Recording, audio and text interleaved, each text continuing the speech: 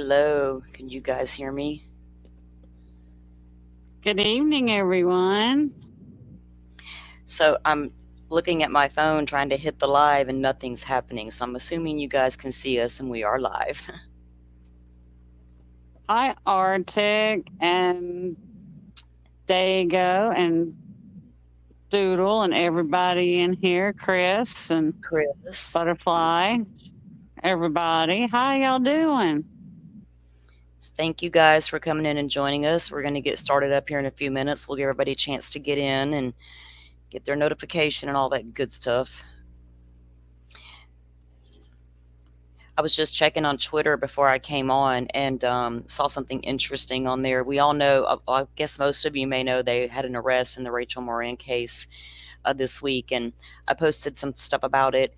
But they are, it looks like the local sheriff's department there are putting up these signs around the trailhead where Rachel went missing, and these signs are going to be letting the public know that her killer was captured, and I guess general information about that whole thing. I thought I saved them to my phone so I could share them with you guys, but I'll have to go back and look. I thought that was interesting that they were, I guess to make the public feel better, and safe about their area. Because you go to these places, you're so used to going to these places in your areas that you feel are safe, and then something tragic happens and it becomes unsafe all of a sudden. It's crazy. I'm glad they finally caught the guy, though. Were you following that case, Kimber? No, I have not followed that one. I mean, I did a little. I mean, I knew about it. I knew of the suspect and all of the things, and the tie back out to California with that guy and all that. So, But I did see where they made an arrest in the case. Yeah, that was really good. And I don't know if some of you might have been here for our Rex Heuermann live stream, but Kimber, I've noticed that John Ray, the attorney who held the press conference, and Dr. How do you say his last name? Baccato, whatever it's called. They're getting a lot of pushback for that press conference.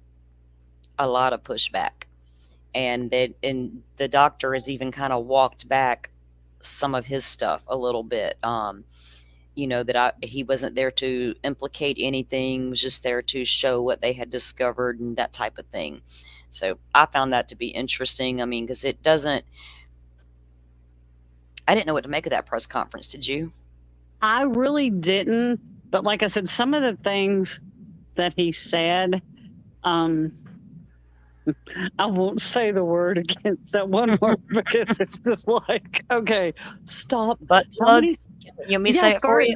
Furry butt plug. Furry butt plug. How many times can you use furry butt plug in a sentence today, Mr. Ray? But that and the suggestion of the okay, we'll just call it the Dahmer syndrome for because I really don't want to use the other word. I don't think he should have put that in there. Because even throwing that out there, even as in his opinion, or as it creates too much speculation, and it throws that extra drama in there for people to speculate about that. So just kind of, and I can see where he got the pushback from some of what he said. Yeah. Well, some people went further to dig into the daughter there, and she's actually a digital artist. So, I mean, you can say a lot of what we saw was just her being artistic, right? But you have to wonder, what was she exposed to in that home that she may or may not have seen? Maybe she saw things when she was younger, and I don't know. It's so hard to, I don't know. It's crazy to even think about, but it does, it is what it is. But yeah, they got a lot of pushback for doing that. Because the police have stated over and over that and all these searches they've done, that the family was out of town each and every time. All three of them, the wife, the daughter, and the son. So, maybe she knew stuff but didn't know anything firsthand directly. Kind of like Jennifer Soto, maybe. Knew but didn't know.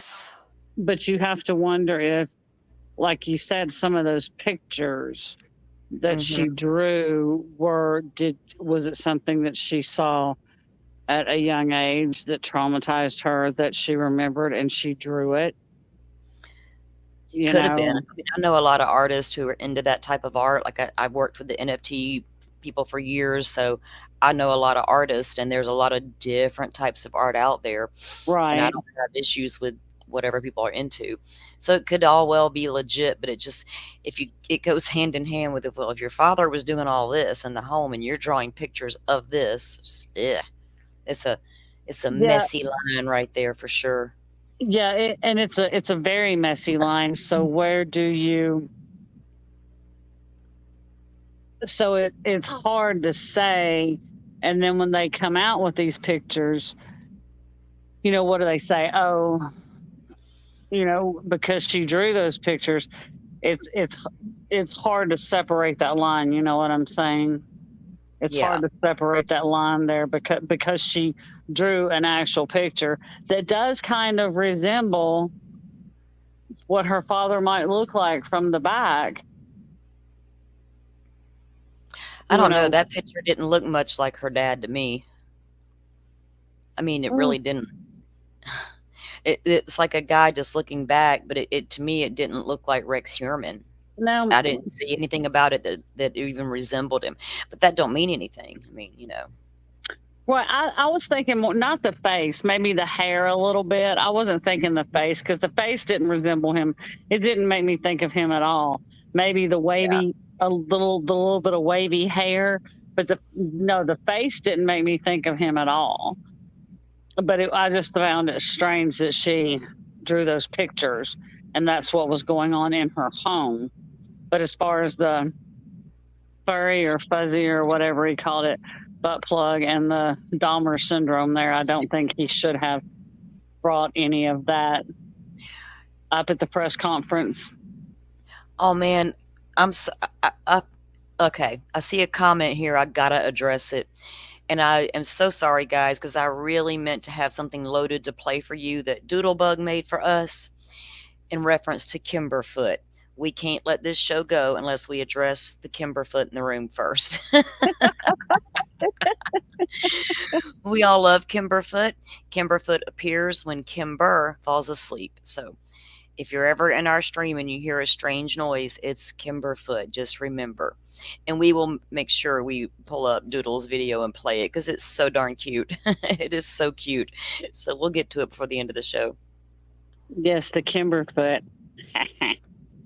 Now, I got my hands on the 896 documents. I was tired of watching other people release little increments and pieces of it here and there. So I got it and, I paid for it and got the PDF. Well, then today I learned that there's about 1,500 more documents that can be had. But I'm working on getting those, but I'm not stressing about it because we got all these to go through first. And so I've got some local people in Florida with media, and anyway, I've got one of them looking into getting those for us. So we'll have those as well. Now, all of these documents, like I was telling Kimber, not all are relevant. Some are just list of this and that. Like there's like some are so heavily redacted you won't even be able to read them. But those are pretty far down into the document series. Um, we're going to read the ones that are important that do pertain to a lot of the evidence. And boy, as I've read through some of them, you can really see the lies in action, and not just from Stefan Stearns. And that's really confusing to us when we're trying to give someone the benefit of the doubt, like Jennifer Soto, to see what we saw in the interviews of her stating, I saw Maddie that morning. We took her to school. No, he took her and all that stuff she did. But she plainly tells the cops she didn't see Maddie that morning. So these cops knew really early on that both of them were lying to them. Now, I don't know if that meant Jennifer had anything to do with what happened to Maddie, but I think it means that Jennifer was helping Stefan cover for Stefan. But why? If you tell me, hey, I took your daughter to school and she's missing, But if I tell the cops this and that, they're not going to believe me just being the boyfriend. You got to help me out. I'm going to be like, dude, you are so absolutely on your freaking own, right? I'm not helping you. I'm just going to go and tell the truth. That's crazy to me. So, unfortunately, this woman has brought shade on herself. Do you know what I mean? It's not like we're sitting here making things up or picking her apart. These are her own words, and she put it on full display for all of us to see. And so I'm going to be really understanding to those who see her a certain kind of way. Now, with all that said, you guys are welcome to have all of your own thoughts and opinions, and we'll share those. We'll do it respectfully here, and we'll do it with intelligence if we can. And we have one mod. We have a very small audience, so we're good to go.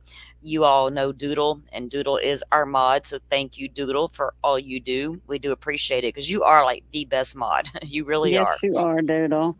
Um, And it we need. Go ahead, Kimber. and we want you to know, if your opinion differs from ours, we're not going to yell and tell you that you're stupid or crazy for having your own opinion, and we're not going to change your mind to our opinion. Your opinion is your opinion, and you can have your opinion because we live in the United States of America, and your opinion is your right to your opinion. And Yeah, we can, I think that it can be, people can have disagreements and discussions and everything's just fine. That's what you want, because if you don't have that, you have nothing. Just like when 12 jurors goes into a room to deliberate, you have to be able to communicate and talk and work out the evidence right at hand. So we will always theorize and we will always talk about those sorts of things, but we're going to try to do it respectfully, but while we're also trying to stick to the facts. So I do have my note pen and paper here. Did I say that backwards? I think I did. your Like, I'm note, pen, sorry, and guys. paper. Look, I haven't even been home that long. My kid ended up calling me, and I had to go pick him up, and it was like I just had to push the stream back, and I'm on my first cup of evening coffee, so I'm kind of like, ugh. But we'll go through these documents, and I think it's going to just. But like I said, I'm going to be building my timeline I'm going to take notes as we go, and we're going to do this in a couple of part series, guys, because these documents are long. I won't keep you guys here all night long. You can take notes. I already tested that when. Okay, because I have this on PDF and it's in an email. So I tested the screen with Kimber, and I think you all will be able to see the screen well. You're welcome to screenshot the documents if you want particular documents. I'll be glad to post them to the community tab. How, if you reach out to me and say, hey, that one we read that said this or that, I want to look at that, I'll post them to the community tab. I have no problem doing that. In fact, you guys let me, this is going to be a community effort. So whatever you guys want to see or hear, let me know, and we'll work out all of our little kinks and learn our way as we go. That's what I want to do, is we're going to build here and work together. So, and share, and I still think that even though there's an arrest and all this, the going through these documents is important because it helps us understand things better, in my opinion. So I do appreciate you, the ones that want to be here for it, that you're here, and we're going to go ahead and get started. Let me get the screen up. If you guys have any questions along the way, pop them in chat there. I'm going to try my best to make sure I keep up with chat. So if you have anything you want to know or stop and talk about, let me know, and we'll surely do it. And Butterfly, I think that's something that everyone is struggling with, that it was going on for so long. And I think that everyone has a hard time believing that she didn't know it was happening because it was going on for so long, and also the fact everybody's struggling with the fact that she was covering for him, and I think that's really a lot of people struggle with that fact, especially when you find out how far back the abuse went with Maddie, and how these documents are going to show us how horrible it really was. It was bad, and for that mom not to recognize some signs, it makes you wonder about people's mentality. It made me really question her mentality, right? I would love to see a psych eval on this woman. I really would. You know, her IQ level, the whole 9 yards, because it's sad that that's why I titled it, "Was She Willfully Blissful?" You know what I mean? Or however, whatever I worded it. Was she willfully ignorant? Because, do you know what I mean? Did she know but not want to know? So she just didn't let herself believe it? Um, was it a case of needing a man so bad, I'll do whatever it takes to keep him? Or was it something more? So I'm going to say it, was he had so much on his phone, right? That I really am afraid he was selling things in the CSAM world. And was she benefiting from that in some way? See, she could have known. There are plenty of mothers who absolutely know this is happening to their children and are profiting from this kind of stuff.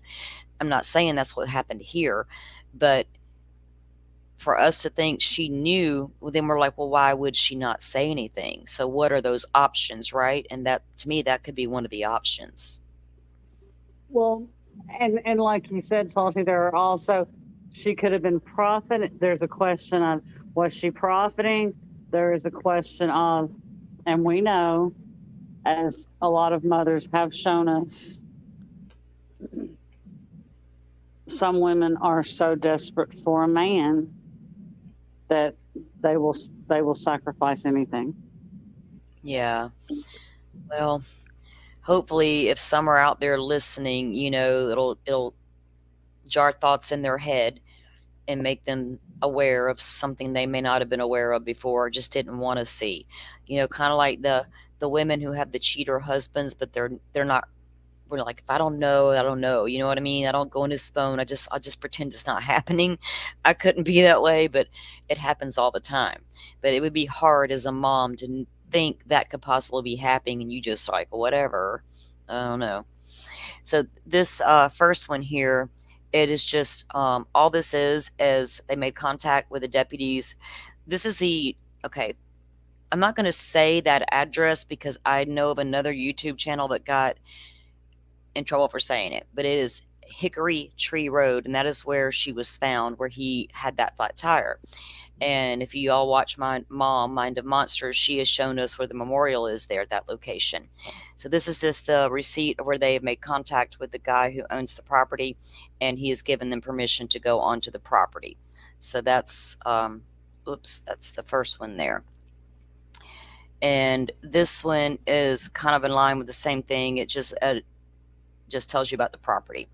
And then this one is a crime scene contamination list. So anytime the deputies or investigators enter the scene, they have to log who they are, what they're there for, and all that good stuff. And so this is what that sheet is for. Now I want to show you something. Number 10 was interesting to me only because that lady cop's name is Jennifer Soto. I was like, what the hell? And I had to read it again. I was like, wait a minute. And she's forensics. I just thought that was odd. That's really odd. Like, I would go change my name. Can I change it now? People are gonna confuse me and Lauren, what are the odds? I'm gonna pull up my documents and have me messed up and I'm the wrong person. So, yeah, this one starts out with, this is a supplemental report, and it is like an incident report. So on from March 1st, 2024, at 17:16 hours, I responded to Hickory Tree Road, St. Cloud, Florida, in reference to a missing person. Upon arrival, I provided scene security due to an ongoing investigation. I completed a crime scene log for all persons entering the scene. Contact was then made with Hardy, I'm not going to say his last name, who provided a sworn written statement and completed a consent to search affidavit. Both documents were submitted for processing. So that's all that was, and this is the same type of thing.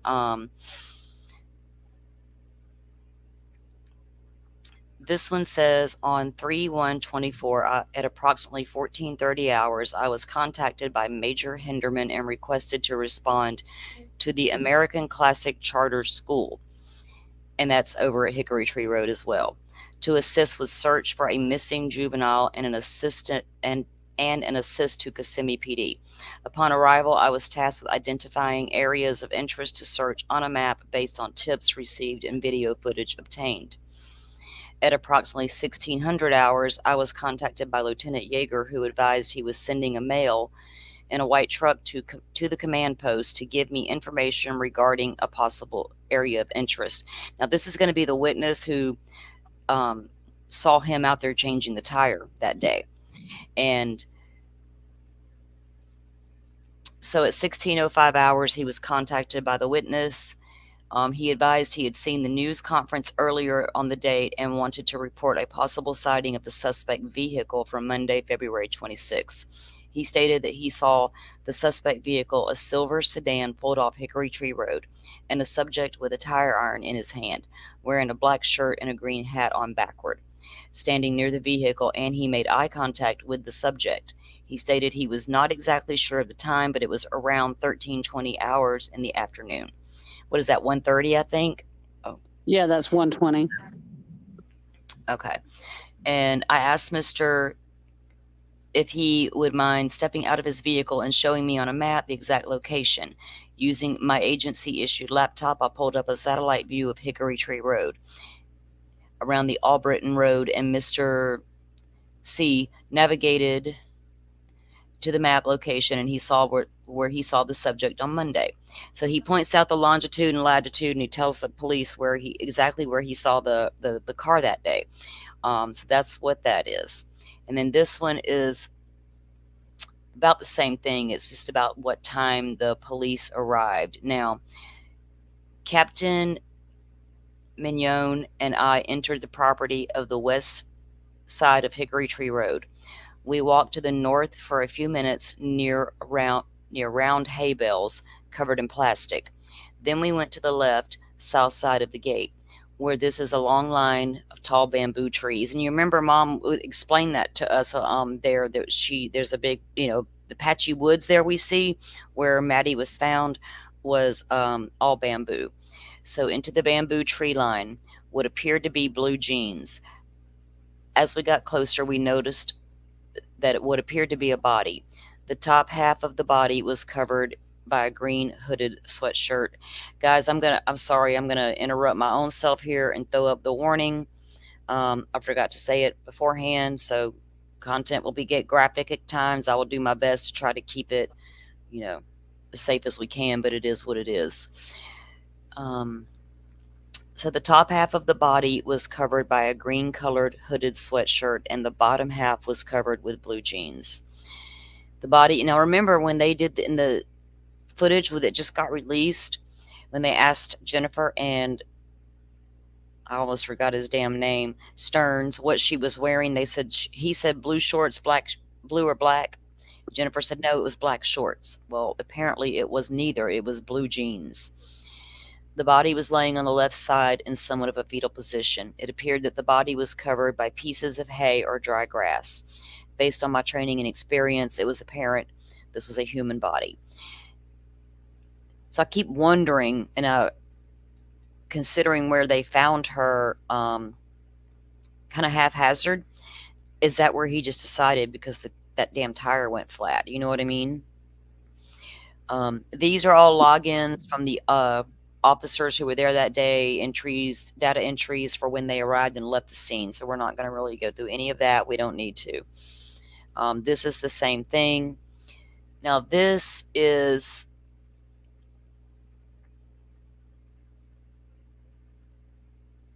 let me see if this one had anything in it we needed. This was about a caller who called in, and I think this was they thought it was the car, but it wasn't. Now here's some times here of all the same thing of when they all entered and left the scene. This one's the same way, with all their names on it again. This is just FDLE is on point, aren't they? Yes, they're very thorough, and our documents, they may be redacted in some senses, but you're going to get the documents, because I'm telling y'all, we got sunshine laws, and that's what every state adopted, but they didn't go as far as Florida did. Some states don't have Some are very good at giving out the information, some aren't, but they all base their sunshine laws on Florida's sunshine law. This one I like because this is a evidence form. So remember, he had the flat tire. And one of the other evidence sheets we looked at last week, they found that tire in the trash compactor, and that he had changed. I guess he took the flat tire with him and threw it away once he got home. But at the scene, he left tire fragments, two of them. So they were able to gather those two tire fragments. If they can match, I'm not even going to say if, they will be able to match those two tire fragments back to that tire that came out of the trash compactor, which will tie him to the scene even more so. Do you know what I'm saying? Mm-hmm. So that's even more. And I love a good tire tread. I love some tire evidence. That's what I This was about to say. Salty loves her. my Salty loves. favorites. Salty loves her tire treads, and I'm still trying to get in a cellar in New York. Kimber, I was trying to sip coffee. Quit it. I can't even send this woman a picture of somebody's cellar door open. She's going in. All right. So this one I found interesting, and I put it on the community tab because it's Faro scans were done. USB Faro scans. This was done at the crime scene. Now, a lot of us didn't know what a Faro scan was and didn't hear of it till Idaho 4. I went and done a ton of research on Faro scanning a long time ago, and I was simply blown away at what they're capable of doing and the technology that there are a lot of law enforcement across the country who have been using Faro scanning for quite a while.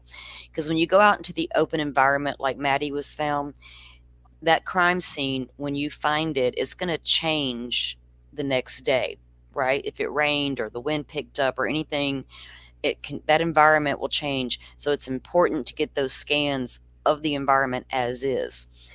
They did the same thing in the Idaho 4 house when they, at the beginning of the process, and then when they went back in before they destroyed the home, they went in and did more Faro scans. Now, I don't know if technology got better or something new came out, or if they was just doing acoustics in there. I'm not really sure, but I'm very, very interested to see proceedings coming up in the next year in these court cases where these Faro scans will be presented and shown. And one night we'll get in here and do some evidence hunts, and we'll share some videos with you guys on Faro scanning. I love to learn about that type of stuff. Major case prints collected from, and that's redacted. I'm assuming that will probably be Stearns. So let's go on. These are just summaries and all that kind of good stuff. Now, this one, I think we all kind of went over this one together because this was some of the first few pages, and I did have them. And we went over them initially, but we can briefly go back and do our, for timeline purposes, if you have any questions. We all know she disappeared on the 26th, and they received the call for the missing juvenile at approximately 1948 hours, because we know all that. Now, on February 26th at approximately 8:25 to 8:40, Stefan dropped, redacted, but we know it's Maddie, off approximately 1 block away from her school. If I know what the words are, guys, I'll just say them instead of saying redacted or whatever. I'm not, we can all follow along. Stefan dropped Maddie off at approximately 1 block away from her school. Stefan watched Maddie leave his vehicle and walk in the direction of her school. As Stefan was driving away, he saw what appeared to be Maddie searching through her book bag. Stefan did not think anything of it due to Maddie usually looking through her bag to find headphones. And this guy just explained everything in detail, even down to them damn poodles. She could put them in before going to school. Stefan drove to the vape shop. However, it was closed, so he drove back to the residence. Stefan, you know what? He should have known that. Stefan was home for approximately an hour before he traveled back to the vape shop. After buying the vape juice, Stefan returned home and hung out with Jennifer. Stefan went out to run errands and returned approximately 14:30. Now, somewhere in these documents is going to get into Jennifer's timeline of her night at work that night. I kind of skimmed over them the other night when I was looking through these, so it's going to be interesting when we get further down, because this is all the kind of the stuff we already knew. Um, a deputy responded with an Orange County canine unit to collect an article of clothing belonging to Maddie and headed back to the intersection of Town Loop Boulevard and Hunters Creek Lane. Now, Hunters Creek Lane that's over there by the school, I believe. That's going to I be right, think, and yeah. that's going to be around the church where he said he dropped her off at. Hmm. They were Yes. take, they were going over there to see if they could get a hit. Um, Maddie was described as 5'1", 110 pounds, blue eyes, fair skin, and blonde hair. According to Stefan and Jennifer, Maddie was last seen wearing a green hoodie, black shorts, and white Crocs. Now, we all know that's a crock of shit because we just got through reading that about she was found with blue jeans on. So I don't know what the hell they were doing that morning, but it wasn't. I guess they assumed she wouldn't be found and we wouldn't know they was lying.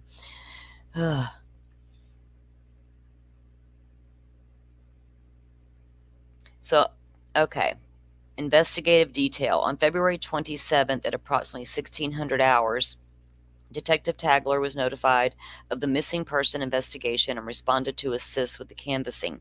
I responded to the initial command post located at Town Center Boulevard, and upon my arrival, I tasked to speak to Stefan Stearns with Detective Acosta.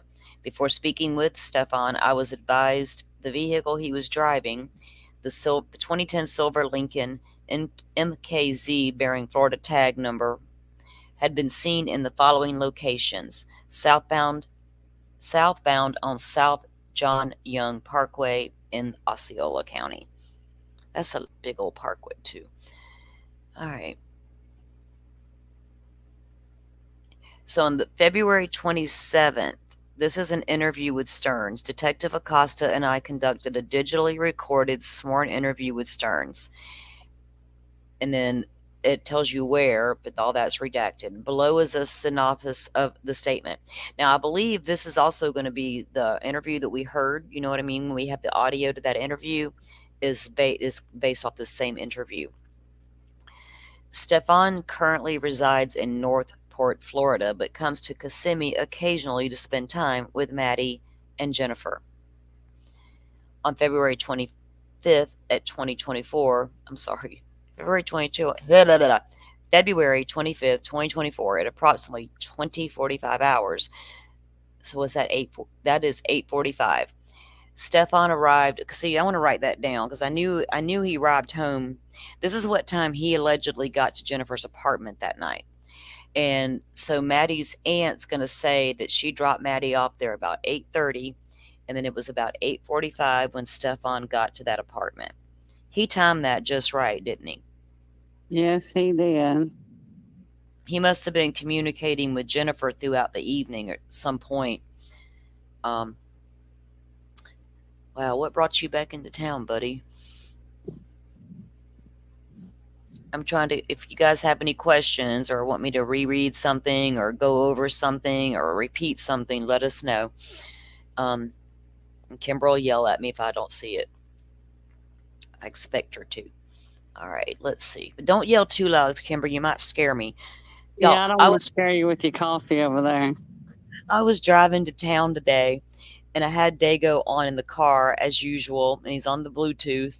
And my grandson's sitting over there with his little phone playing his game and minding his own business. And I'm listening to Summer Wells, and all of a sudden, Dago says something over the video, and I'm used to it. Boy, my grandson jumped. I was like, oh, baby, I'm sorry. So if you're listening, Dago, you scared my grandbaby. All right. We love Dago for that kind of stuff, though.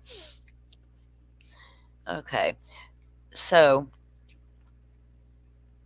he got there. Stefan arrived at Jennifer and Maddie's residence located at redacted.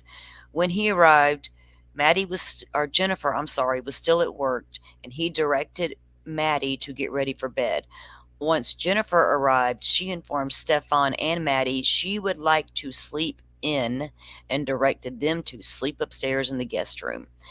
That right there is a hard pill to swallow, guys.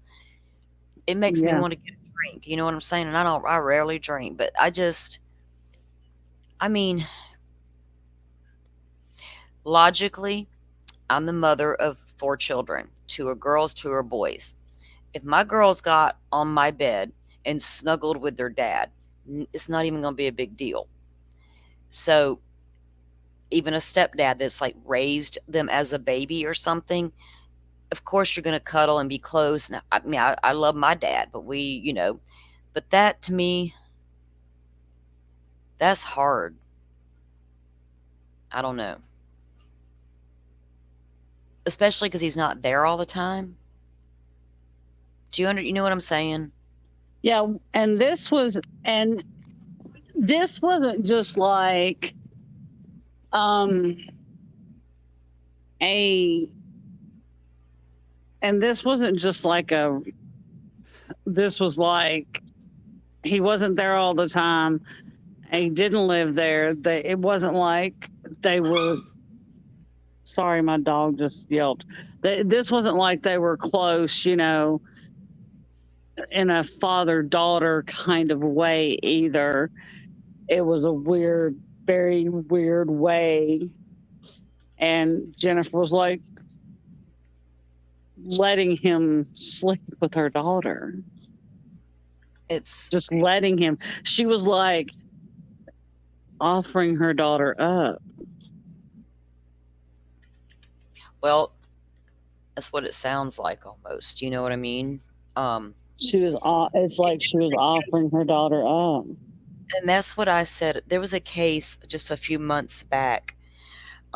The little girl went missing, and it turned out it was the family friend who lived at the home in the camper or something in the backyard, the dad's friend, and it was like the same thing. That it's like they knew he had a past, but still allowed him to live there. It was like serving up your child on a silver platter, and that's the same. You can't help but get that icky feeling here with that. Is that just plain naive? I mean, you can't be that damn naive. I'm sorry. And I try so hard to give them grace. You know what I mean? But yeah, Jen, you make it really hard, girlfriend. And Butterfly said she's glad that this guy's not smart. He left behind lots of evidence. And Hmm. Emerald said she agrees, but unfortunately, she thinks those videos and images were passed on. She hopes they get every one of them. I do too, I Emerald. agree. Hi, Tamba. And That's my biggest fear is that this guy wasn't was bad enough what he was doing to her. That is assaulting her once, but he was probably doing it. He was probably also selling those images because as we get into the documents, you're going to see that. So he gets there at 8:45, and then about 11ish, Jennifer's going to come home. By 11:49 p.m., his ass is on the Telegram uploading something. What are you uploading and why? I mean, the cops know. We don't know yet. It might be in that 1,500 document drop we get next. I don't, we'll see some of it, but that's going to be big. I don't know if state of Florida is going to offer this dude any kind of deal. If I was them, I would not. I'd make an example out of him and their new law. This guy deserves to get that new law we got. Mom and I were talking about that, Salty, and she doesn't think that they will. She thinks that that's exactly what they will do. She said she does not think that there will be a deal.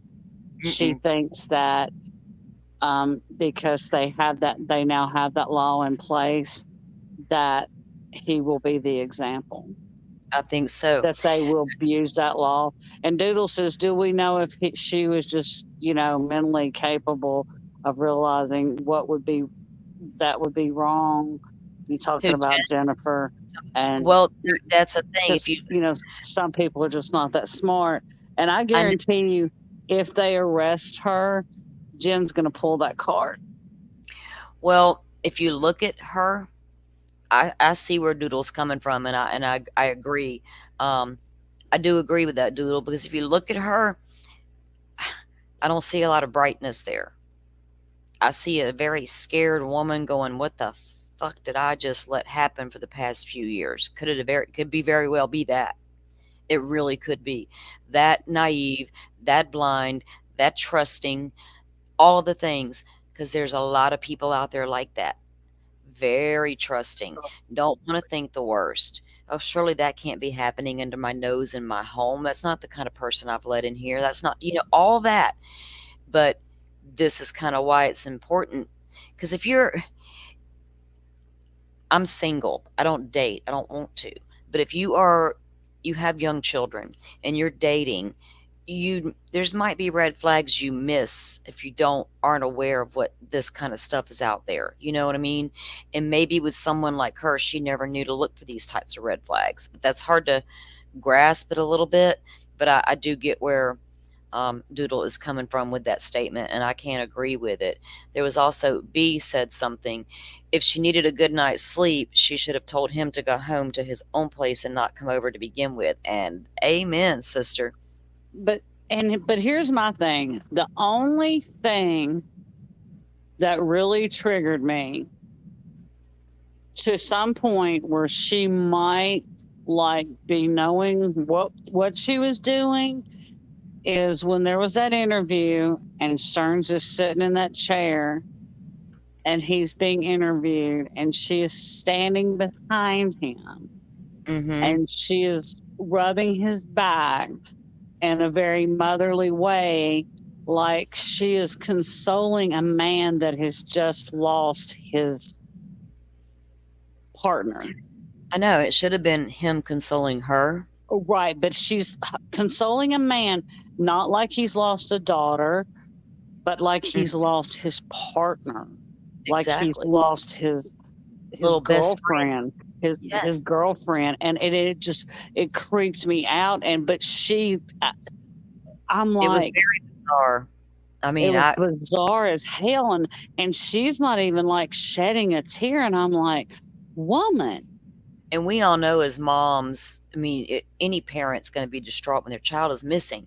But as the mom, especially a single mom, and all you need all this, you're going to be the one that needs that support, and you're going to be the one crying. It was very bizarre. I agree with you. So, because she was just rubbing his back, and I'm like, and he's sitting there crying, and I'm like, okay. And like I said, it was the way she was consoling him. It was it was the way she was consoling him. I could understand if, he had taken on the stepdad role and he was upset, maybe she was in a calm moment, because I know you don't cry every moment, so she was having a calm moment and she was consoling him. But no, it was that bizarre consoling, like he had lost a wife or a girlfriend. And I'm like, bizarro, red flags, pom, pom, pom, red flags went up everywhere. Yeah. So the following morning, Stefan and Maddie woke up at approximately 7 a.m. to 7:15 to get an early start, and they highlighted that to get their early start so they could purchase food from McDonald's before school. So he started that McDonald's story from the very beginning. So Maddie and he left the residence between 7:30 and 7:45 and headed towards the McDonald's. Now remember, we heard all that on the audio on the interview where he's telling the cop, oh yeah, I went to McDonald's and then drove around here, and then she changed her mind and didn't want the McDonald's, and I gave her the pastry and whatever. All that is what this is about. And he goes on to say that they went toward the McDonald's on Town Loop. On the way to McDonald's, Maddie slept the entire time. So when did she eat that pastry he gave her? Exactly. So Stefan asked her if she still wanted McDonald's, to which she said she did not, because she was asleep. So how did she say she didn't want it if she was asleep? Girl. Stefan drove past the McDonald's and headed towards the school. He dropped Maddie off on the right side of the road near the community south of the State Road 417 overpass between 8:20 and 8:40. According to Stefan, Maddie was going through a phase which led her to be embarrassed of his vehicle and did not want to be dropped off at the school. Maddie then informed Stefan she was going to hang out with her friends, and he didn't question it. It was not unusual for her to do that before school. Stefan let Maddie out of the vehicle and told her to have a good day. I love you, to which she replied, Thanks. Love you too. Stefan turned around and watched in the rearview mirror as she rummaged through her bag. Okay, we know all that part. So Stefan stated that his Stefan stated this was maybe the fifth or sixth time he had dropped her off, and it was common for her to ask to be dropped off near the school. So this is only his fifth or sixth time doing it. So he wasn't her regular ride to school. According to Stefan, Maddie enjoyed the cold weather, and at the time he dropped her off, she was wearing a hoodie. So then I asked, this is the policeman speaking, I asked Stefan if he pulled into McDonald's Plaza, to which he advised he did not because she said she didn't want the McDonald's. And I asked if at any point he made a U-turn, and Stefan stated he made a U-turn at the church parking lot to try and sell her on the McDonald's one more time, but she still wasn't, because he was still hungry. Maddie informed Stefan she just wanted to go to school. Therefore, they turned back around. According to Stefan, he made the U-turn in the church parking lot at Town Loop, and Stefan showed them on the map where their location was at. So he's just going all around that damn McDonald's. Stefan stated he was bad at reading maps, but that he believed they came across Town Loop. Stefan stated when he drives to school, he usually takes John Young Parkway and makes a left turn. What was interesting to me is this guy didn't know where anything was, and he couldn't tell the cops which direction he went, none of that, but he darn sure knew where every one of them vape stores and comic book stores were located. He knew the Why names would of the he, streets. if he's taken her to school 5 or 6 times, why would he need a map? And it what right, and it was kind of like a straight shot from your house, straight down the dang highway. Hello. He can't read the map, Kimber. And then he got confused, which direction he was headed from that McDonald's. It's, more poor Stefan. According to Stefan, he dropped her off on the sidewalk at the intersection of Lilac Cove Lane and Town Loop Boulevard. Stefan stated this was maybe the fifth or sixth time. Okay, I read that. All right, moving on. Stefan again stated Maddie said no to the McDonald's and they had, quote, time to kill. Therefore, he had made a U-turn, probably by the church, and asked her if she wanted McDonald's again. When he dropped her off, Stefan asked her if it was okay for her to stay this early, and she reassured him that it was, because she wanted to go meet with her friends. Okay, so we have seen all that. At approximately, wait, stop. You went the wrong way. Sorry.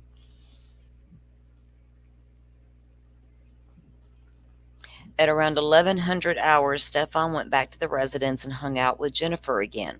I asked Stefan if his was was home the first time he returned, to which he stated, "Yes, I think so." Then stated he was not sure because she wait a minute. I asked Stefan if Jennifer was home for the first time. They're trying to establish what time Jennifer got home that day or that morning because she had went to the doctor or whatever. And he says, yes, I think so. There's a lot of I think people were home in this house of theirs. Then stated he was not sure because she had the blood appointment at some point during the day, and he apologized. Sorry, everything's a blur. Stefan stated that he believes she was home because she was trying to sleep in as much as she could because she was messed up with her work schedule. Well, how big was this house? I mean, it couldn't have been that big for nobody not to know if nobody was home. Well, I if you think hear, so. And I mean, yeah, I'm sure they didn't have a west wing and an east wing. And I think right. so was home. I didn't. You don't What? know if she was there or not. And it was just like when Jennifer stated that morning when they woke up for school, she never laid eyes on Maddie, and she heard voices in the kitchen, but she couldn't tell you if one was Maddie. Don't I know Right. all of the kids' voices, Exactly. but because there were a couple of roommates there, and as we get into these documents, you're going to see that at some point, I'm not sure how it develops. I haven't read it yet thoroughly, but Stefan was taking his phone under the crack of the door and was photographing the roommate. So you can't tell me this ain't a perv from way the fuck back and was probably selling that baby's photos online. And B, that's a couple of good questions. When did he Yeah. B, when did he get the pastry? When did he get the pastry he offered her? I And feel like where I did think where did Jennifer park her car? Because if Stefan returned home and he mhm. parked there, he would have had to have seen her car. Well, she apparently her blood appointment was like 10:15, whatever that was about. So as we get in, it will tell us more about Jennifer's timeline. But she's right. Where was Jennifer's car? And I think as far as the pastry thing goes, I think he told the officers he already had them in the car. From what I remember reading, so I'm sure it'll be in the documents somewhere. How Uh, convenient. yeah. So this is another incident report that came in with the drop. So this is a officer. I'm not sure which officer this is. Okay. I asked Stefan if he recalled what time he went to the vape shop, and he advised he believed it was around 1100 hours, stating it was only a 10-minute drive. Stefan stated the shop was called E-Smoker Online Vape Shop, which is located at Hunters Oak Drive in Orlando, Florida. After making the purchase, Stefan returned home where he remained until approximately 12:45 hours. At that time, Stefan left the residence heading to now see remember this is all the day of the Monday when Maddie was allegedly at school. This is what he claimed he was doing all day. So he said he remained home until approximately 12:45 hours. At that time, Stefan left the residence heading to the area of US 192 to run several errands. Redacted, so I'm assuming, okay, Maddie, or is that Jennifer? Jennifer had mentioned to Stefan she wanted to make BJ's. It was Jennifer, yeah. Jennifer had mentioned to Stefan she wanted to make a BJ's wholesale club list and wanted Stefan to be back in time to go with her to pick up Maddie. While on US 192, Stefan visited some card shops because he is a nerd, and that was his words, not mine. And there was a new card that had been released. So he had to get over there to get them new cards that got released because that was so important. Stefan stated his visit to Coliseum of Comics stopped at a couple of Targets and was going back to House Rules Games on Oak Street and 192. Stefan advised he did not make it that far because he got a flat tire. Thank God. I asked Stefan where he got his flat tire, and he informed me it was on 192 and he pulled into one of the plazas. Well, we know that's a lie because where they, I don't, well, I would pull up the map right now, but I got this up. But you guys, most of you have seen the area, right? She was not found in anywhere near a plaza where he claims he changed his tire at. And I think they got the cams from the plaza that show he is not even there. So let me get back where I was at. Lost my spot. He said he had pulled into one of the plazas. Stefan then stated it had been about 10 years since he changed a tire and had made many rookie mistakes in the process and ended up pinning his thumb in between the jack and the frame. And I hope to hell it hurt. I asked Stefan which plaza he pulled into, and he stated he was not sure, but I believed it was before Oak Street. Stefan then stated he did not make it back in time because he got a flat tire, and Jen left to go pick up Maddie without him. Right there. Knowing damn good and well when he was changing that flat tire, he was placing her body in those patch of bamboos. And Jennifer's on the way to pick the girl up. This guy, I swear. And I want you to notice something. And this right here, he can tell you what he's done. He can tell you he went to the vape shop. He can tell you he went to look at the cards. He can tell you that he pulled into a plaza. He can tell you it's been 10 years since he's changed the flat tire. He can tell you that he got his finger caught in between the bumper and between the jack and the frame. He can tell you all of this. But if you remember when he was talking about McDonald's and where he made a U-turn and all that, he goes, it was just a blur. Okay? So that part of dealing with Maddie that morning, he tells you it's just a blur.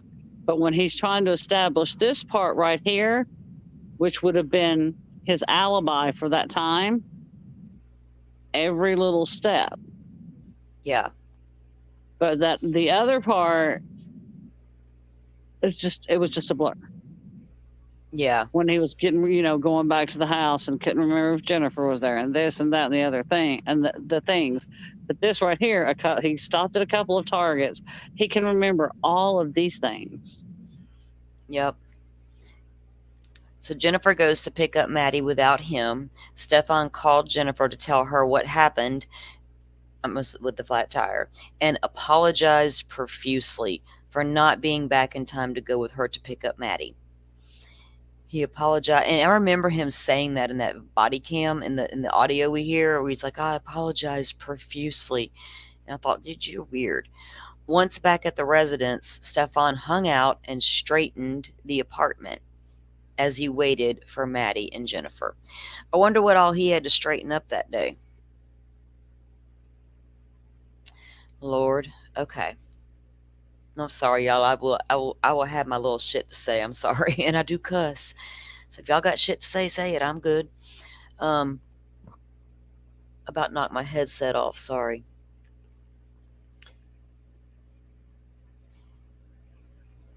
Jen then contacted Stefan to let him know Maddie had not come out. At this time, Stefan began getting worried and started making phone calls to Jen's family, asking them to be on the lookout since she may be walking to them. Now, okay, according to Stefan, this is when everything started going downhill. Now, Jen's mom's office wasn't really far from her school, and she had been prone to walk over there, apparently. And that's when we see that body cam footage that was just released recently, and they're in that office. That's where they're at, is Maddie's grandmother's office. And they believed that she could have walked there, so that's why they were thinking that. But we know she didn't go there. So that's when Stefan said that everything started going downhill. Officer asked Stefan if it was normal for Maddie not to have her phone, which he replied, Maddie was severely ADHD, as is her mother and he. Stefan advised, due to this, it is not unusual for them to forget the phone. So I guess if you're ADHD, you're so forgetful, you're going to forget your phone all the time. I, I'm ADHD, I think, and I don't forget my phone ever.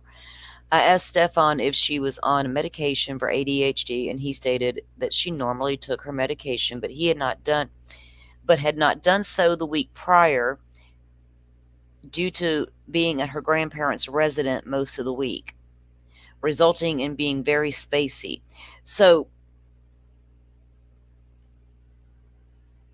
but that night when he was getting her ready for bed, she was taking her shower and her medication. What kind of medication was she taking at night? Was it sleep meds? Was it Ativan you was feeding her? What the hell was really going on there? And so is he saying Maddie's grandmother? Because see, my niece, her mom would make her take her medication, but her dad would not make her take the medication. And we've heard that in another current case happening where mom would make them do the things and dad does not. And so was grandma letting her get away with not taking the meds? Because that's dangerous for these kids that are on meds to be on one week, be off the next week, be back on. You know what I mean? You have to stay consistent with it. Right. For them to work properly. I don't get why people think it's okay to flake with these medications because it's really not. It's not good. And Saucy B brought up a good point. What's that? The injury to he said he smashed his thumb between the jack and the frame. Could that have been a lie to cover up a possible injury that Maddie did to his thumb and not really when changing the tire? Interesting, because there's going to be notations in here as we get through these about some scratches on Stefan. So at the minute I was kind of like, my eyes went big when I seen that. I was like, huh. I like to see them photos. You know what I mean? I know they photographed it, and it's probably in that 1500 next document drop that I'm trying to get my hands on. So I'm going to get as much of this as we can to go through it. And we do appreciate you guys being here that want to be here to learn about it. And like I said, we'll go over them for a little while. We've been in this about an hour. I am going to pause for a moment to go grab a cup of coffee. Kimber, if you want to chit chat with with um with our community here, all 8 of y'all watching, we do appreciate it. But I'm going to read a little bit more before I go grab a cup of coffee because I got like one sip left and it's cold and it's kind of nasty. Yes, B, we will. We're gonna go. I'm just gonna kind of skip through some of this in a minute because it's stuff that we do know already, and try to get into the stuff that we don't know yet. And that is one of them. And I know that's coming up about Jen's timeline, about what time she left work, and I think they even tracked her vehicle to which I know they put trackers on the vehicles once Maddie went missing, but they also got the downloads from the vehicles because they have the onboard capabilities and all that good stuff. So there's a lot, and it was very interesting to me that they put trackers on these damn vehicles after Maddie disappeared. And Makes you wonder Butterfly, how many other cases where there's a missing child do you think trackers went onto vehicles they don't know about? Mm-hmm. right? And Butterfly, I'm very curious about the rest of the family dynamic. I would be very curious to see as Yeah. far as the whole family dynamic, and I have a feeling that a lot. Hey, Dago, I have a feeling that a lot of the family dynamic will come out, as time Yeah. goes on and as the Well, trial goes on. I just hope that this trial does not get hung up in court for like years. this trial is coming up in July. It's coming up. Florida I don't hope play around. We ain't. Our judges ain't gonna sit there for a year and ponder all the things and cater to. Here's the law. Get your discovery in. Get all the things. Now, some cases can absolutely take a year to two, depending.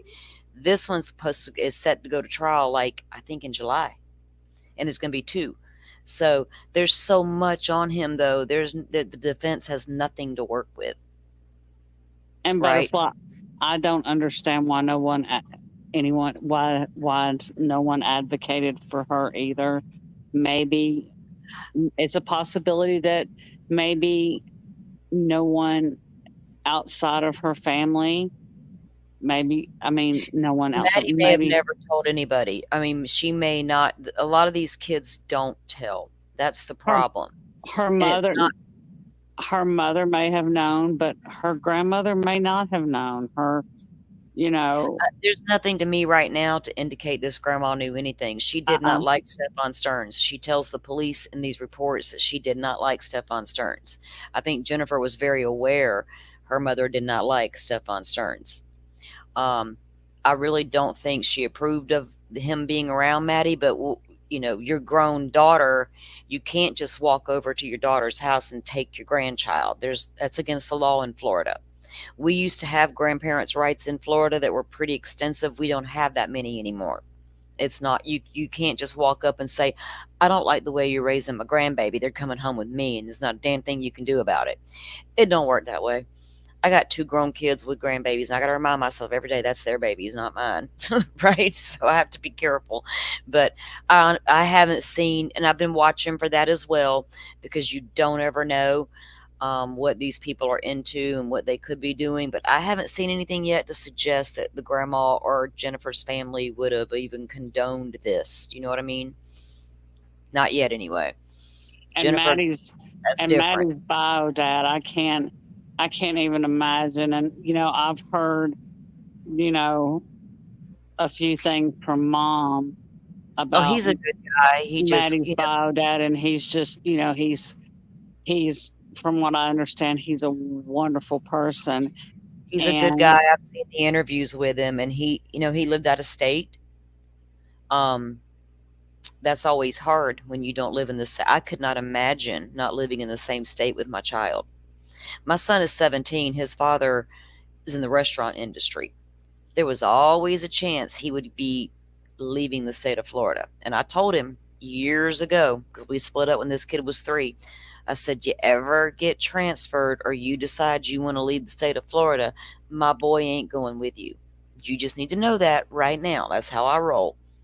He's like, okay. So, but you can't help it sometimes. Life hands you whatever it hands you. He didn't have a, so he wasn't there every day in her life and all that, but he did spend time with her. He did know her, and the stepmom loved her as well. They just lived so far away, it was hard to know what was happening every day.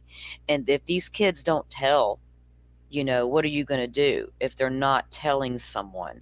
And that's the hardest thing. You can hope all day long your child would come to you. And maybe Maddie did go to her mom with this. Did she I believe? That could also be it, that the child did go to her mom, and now her mom's going, holy shit, I didn't believe her. I called her a brat. I called her all these names. I accused her of this and that and blah, blah, blah. There's just, ugh. I honestly believe that even if Maddie didn't go to Jennifer, I mean, this is one of those cases where I just have to throw it out there and go, Jennifer knew. As long as it went on, Jennifer had to see some signs. Jennifer had to see some signs of depression. Yeah. There were certain things that Jennifer had to have seen with Maddie as long as this went on. So there were certain things that Jennifer should have just realized eventually that this creep, and but you're telling this creep to go sleep with your daughter, so you're basically just offering her up. So yeah, you're just you're a monster too. Sorry, guys. I'm typing something here. Okay. Um, Doodle, check back chat. Boy, it just got really hot in my room. I don't know. That air is usually cranking. My son usually, like, I tease him and like it's an iceberg. I live in an iceberg, but not in my bedroom. Do you see it? Oh, wait. I'm not sure how to do this. I don't want to push the wrong button and make my shit go down. I'm used to doing it before the stream, not during. Let me see if I can do mine. Hang on. Okay. I'm going to start reading while you're working on that, okay? Okay. Okay. So then we are now down to, where it was? Oh, he pinned his thumb. We know all that. We know about the normal not to have the phone. Okay. I informed Stefan he mentioned he made the U-turn at the church to see if she wanted McDonald's, again to which he agreed. I asked Stefan if he had gone anywhere else since they had time to kill, which he stated no. I asked Stefan if there was any reason why he would be back on John Young Parkway, and he stated they tried going to McDonald's the second time. He would have made a left instead of and looped around. So this is him trying to, I guess he doesn't realize they got him on camera. Hey, doing all Dago, the check Discord DM. Oh, there you go. Let me know if that works. Yeah. So that's what he's, I don't think he's realized yet that they are discovering they have him on video doing opposite of what he's claiming he was doing. So he stated when they tried going to McDonald's the second time, he would have made a left instead and looped around. I asked Stefan to show me on the map what he was referring to. Stefan stated he was originally going north on John Young Parkway, turned left at McDonald's. Stefan then went back to McDonald's with still time to kill. God, why this dude with his phrases? Yeah, I don't like that. That word "time to kill" it really like creeps me out. Yeah. Hey, it works. Hey, hi Dago. How are you? I am wonderful. Thank you for having me. How are you? Oh, we're good. We're just. I'm just glad that worked, Dago. I'm glad she figured it out and I didn't shut my stream down trying. Well, that's how it works. You guys did good. Well, thank you. We're learning. We're all learning over here. Oh, it'll be like putting butter on toast pretty soon. It's no big deal. Yeah, I've watched you long enough. I've kind of like picked up on a lot of things just by watching you. I'm asking Doodle like right now. I'm back. What do I do now? Like I don't know. Can you do this? Yeah, Can I do that? Oh, and yeah, she can't read that, but I took yeah. care of that. Yeah, I got some things I got to show her too. Believe me, I had to go to multiple people when I started this. I still struggle with certain things. Mama Bear, thank God for her because she'll go in and bing, bing, boom, and she's done with everything. So, Yeah, yeah. We'll get we'll get our groove and get to it. So have you been listening to some of this read, hearing this craziness? from when I jumped in, yeah, absolutely. I thought you were Yeah. going earlier. I was in here earlier because I thought you were earlier, and Yeah. I It forgot our. was supposed to be earlier, but I had to go pick up my kiddo last minute, and I had to push the stream back a little bit because of Oh that. yeah, So no, it's no problem. I got yeah, lost for a minute, making sure I didn't hear you wrong. But yeah, I've been listening yeah, to a little yeah, bit of it. yeah. I had to push it back by an hour to go do that. He's like, "I'm sorry, mom." I'm like, "Look, dude, I'm so about to give you this car because I'm so tired of this car. I'm tired of driving. Yeah, I get it. I I get live it. too far away from everything." I'm like, ah, but I enjoy the peace and quiet out here. So whatever. I agree it. So, what do you think about it so far? What you've been reading? Stefan's lies, and the amount of this guy's really focused on himself. You know what Right. I mean? There's Oh a yeah. lot of me, and it's funny that he um, doesn't know the roads he's on, but he knows where all the vape shops are and the comic store. He knows the names of those roads and Yep. giving the lying about where the tire happened and all that. But it's the things that Jennifer, she clearly states that she didn't see Maddie that morning, but we Right. all saw different, Yeah. in that video. So we're just starting to get into them. There's going to be a lot of interesting things coming up. I was telling the chat a little while ago. I kind of skimmed through these the other night before I went to bed, and Hmm. there's one in here that's going to talk about when Stefan was trying, and I don't know if they found this on his phone is how they know it, because I didn't read it all, but he was sticking his damn phone under the bottom of the door trying to photograph the damn roommate. Oh my God. So he's Yeah, this yeah, exactly. Jesus. What a Bad puke. guy from way back, Yeah. right? Right. Right. Yeah, which makes me nervous about in chat too. We've discussed it about him selling Uh huh. this material, And you that's know. yeah. That's what has always made me wonder about the Saint Cloud scenario. I'm telling you, Mhm.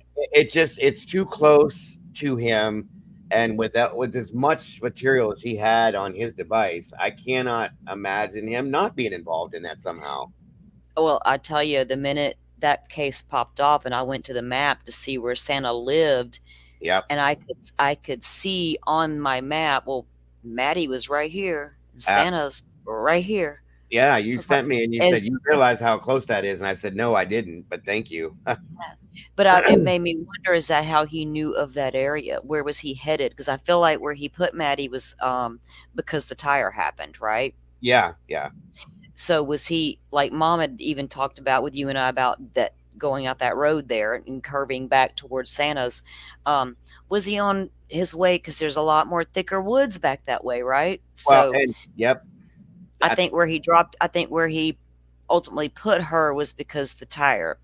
But I where agree. was he headed? I Yeah, agree. yeah. I agree. And I wondered if there was. I don't know that area that well. Hmm. And I wondered if St. Cloud, because it is a lot more wooded, and I've heard there's a lot more like swampy or whatever you call that areas.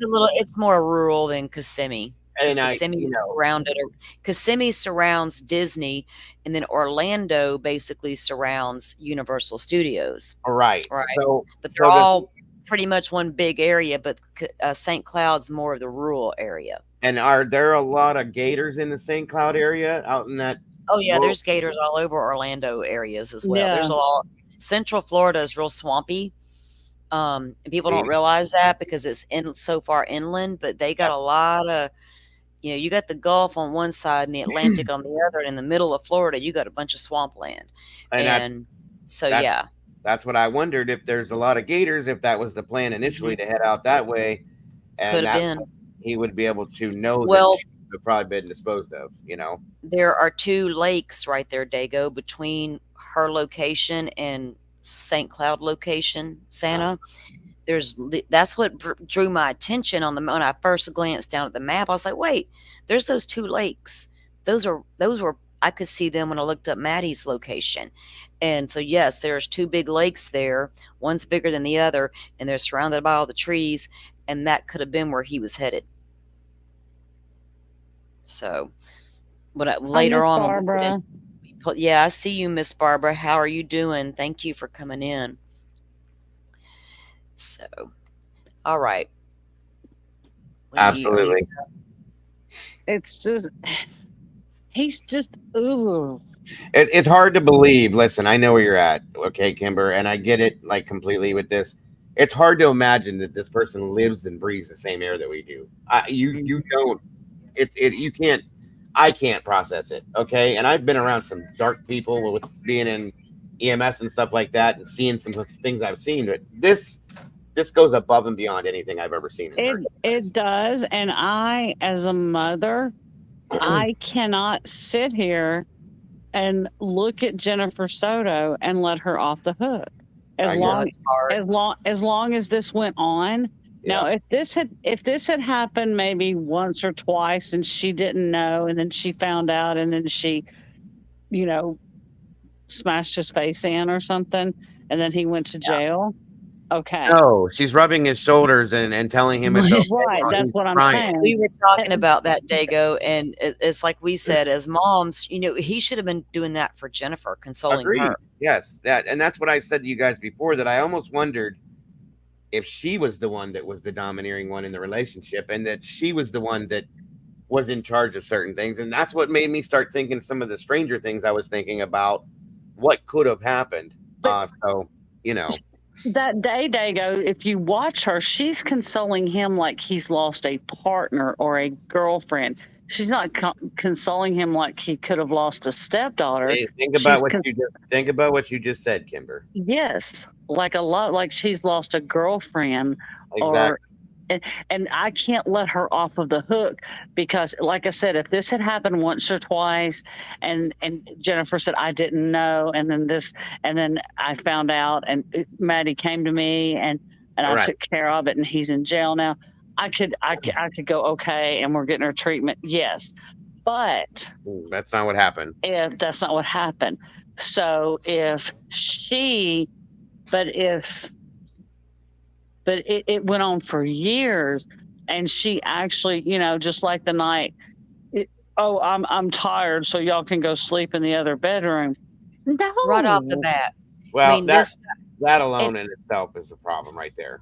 exactly. And if Maddie couldn't sleep at night without someone, why did it have to be him? He didn't even live there. He Right. wasn't there every night. He just came back into town that night. Maddie gets home at 8:30, 8:45. He shows up by 11. Jen's home by 11:15. She's telling him and the child to go sleep in another room because I need to sleep in. It almost What sounds like what were his words? He said that, I forget what Stern's exact words were for Jennifer, why she needed to sleep in, her little whatever, dude. You know what I mean? Well, it almost sounds like she was forcing the situation in some senses. Do you know what I mean? Well, yes, we have thought about that because Right. it makes you wonder if because there's a couple ways you could look at her being complacent. Was she Yep. willfully ignorant? Yep. Was she involved? Was Yep. she profiting? I mean, there's a lot of ways you can look at it, I do agree with and you. they're all sad. And you know what's worse, though? That the fact that right now, somewhere in this country, this same thing is happening to another child. Yes, ma'am. That's the thing that Maddie, goes through my head yeah. every time. Yeah, it's not just Maddie, unfortunately. And that's why I'm hoping that sharing these stories, like I said, if someone's just sitting there listening and they're thinking, damn, The maybe awareness. Yeah. what I've been thinking is really a red flag, and I've been trying to put that in my mind. You know what I mean? You know Yep. how it's just human nature. You don't want to believe, you and I have had this talk, Dago, you don't want to believe the worst right off the bat of somebody, but anytime you get that gut feeling, don't ignore it. That's You fact. know, That there's just a stay lot. vigilant until you're sure, Yep. especially with anybody new around your children. You just can't these days. It's so hard. If nothing So, else, the only thing we got to do is protect our children, guys, and you have to do that. Period. That's all there is to it. So I mean, if I was in a home, if I say I had been Jennifer Soto's friend and I was in her home and I had seen this happening, I would have reported it to the police immediately of course, yeah. because I would have been So, like, "Yo, chick, that's not right," and I'm calling the police. They'd have had to but they'd have had to kill me. but you have to, like we were talking earlier, like Doodle pointed out, and I agreed, that was Jennifer may not have been that bright. I And she may have had her own mental capacity issues to deal with. And that would have made her the perfect target for someone like Stearns. of course because he's a predator, and this is what they do. And Period. exactly, she would be easy to manipulate. Y'all remember, was it a year ago, uh, the lady who had the two little girls, and they met the guy at the Dollar General. She was in there trying to buy her little girl some clothes because the little girl was going to go fly out to visit her real father, her bio dad. But the lady was poor, and she was trying to spend $11 to get a couple of outfits. Well, this man approached, an older gentleman, claimed to be a church member and a this and a that, and we can use our funds and we can go buy you some clothes. He pretended to call his wife, Hmm. blah, blah, blah, all this. The lady bought it all, hook, line, and sinker. They go to the Walmart with the man while she's shopping with her other little girl. It was three little girls. While she was shopping with the two younger ones, he just says, well, I'm going to take her and we're going to walk over here to the McDonald's at the front of the store because they have the McDonald's in the Walmart. Oh no. The mom said, okay. Video shows him leading her out that front door into his van. He murdered her, raped her, Oh, oh all of my it. God. Where did Yeah. that happen What at? was the lady's name? It was Florida. I think it was Florida. What the hell was her name? I It was don't. horrible. This lady, people wanted to go at her so hard, but once you saw her talking, right, and you gave her a fair, honest chance, you could tell this was just that woman who was so easily manipulated It and happened. needed the help so bad that she believed him, that he was a good guy, from the church. We're going to give you this money. And he just took right out the door with her baby because she was so trusting. That's so sick and sad. And that's something else too that bothers me is religion and church is used a lot within Yeah. this stuff, as we all know. And people will go to that as a comfort zone automatically. Well, you're from the church, and people automatically think they're not going to hurt anybody. Okay, and that's why they use that, because they know that that's going to give them the entrance that they need. So that's oh my God, that's so sad. I never heard of that. Yeah. I could see the Tom, ladies. Tomboy said, "Cherish Periwinkle." Yes. Wait, what? Yes. What'd you say, Kimber? Cherish Periwinkle. Yes. That was her name. Yeah, I never She heard was that one. a beautiful little girl too. Thank you, Tomboy, because that was her name. I can see her mom in my face and watching her talk about it. And I just remember thinking, man, that lady, she just was so damn trusting, and she really didn't. It wasn't like she just like, here, take my baby. It Right. wasn't like that at all. It was so sad. But that's the kind of people that Oh my prey on these women, right? So it can go either way with Jennifer right now. I haven't figured it out yet if she's just dead ass guilty or willfully ignorant. I don't know yet. It, So it I'm gonna read a little bit more, and then I got to take a break and go grab my coffee and use the bathroom. But I'm gonna read this first. Um, I asked Stefan if he had gone anywhere else since they had time to kill, which he stated no. And I asked Stefan, was there any reason why he would be back on John Young Parkway? And he stated, when they tried going to McDonald's the second time, he would he would have made the left instead and looped around. I asked Stefan to show me on the map. Stefan stated he was originally going north on John Young, turned left to the McDonald's, did the loop towards the school, and made. Stefan stated he was originally going north on John Young. Okay. He made the U-turn at the median located at Lilac Cove, and that's where the church is at Town Loop. Stefan then went back to McDonald's with still time to kill, and she again stated she didn't want the McDonald's. So that's when he gave her a cheese Danish pastry he had from the home. Okay, I guess he brought him from home into the car in case she didn't want the McDonald's after all. He'd had a pastry. Is that what you're doing, Stearns? Weirdo. Stefan headed north to John Young Parkway, turned eastbound, and stated he went to McDonald's to give her. Oh, wait, I read that. I asked Stefan if he recalled what time he dropped her off, and he advised he estimated it was around 8:20 to 8:40. Then they asked him if he could show if he had Google Map application on his phone, and he advised he did, but he was not mapping it at the time, which you would think he would if he didn't know where the hell he was going, right? Because Yeah. we saw him say that earlier. He wasn't sure. He'd only been there a couple times, but I know where all the comic book stores are. Yeah. At this time, I asked Stefan if he would mind if I looked at his map, to which he stated he did not, unlocked his phone, and handed it to me. As I reviewed Stefan's Google Maps, Detective Acosta confirmed once again the route he took that morning. Detective Acosta informed he stated he had gone up John Young Parkway through Town Center Boulevard and made a right onto Town Loop Boulevard. Then he dropped her off before the underpass south of the church. Stefan again stated Maddie enjoyed the morning walks when the weather was cold, and how she did not like to get dropped off in his car because it was an image thing.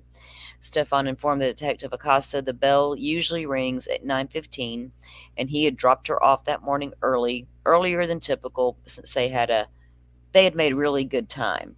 And I guess they made the good time because she didn't want to stop for the McDonald's.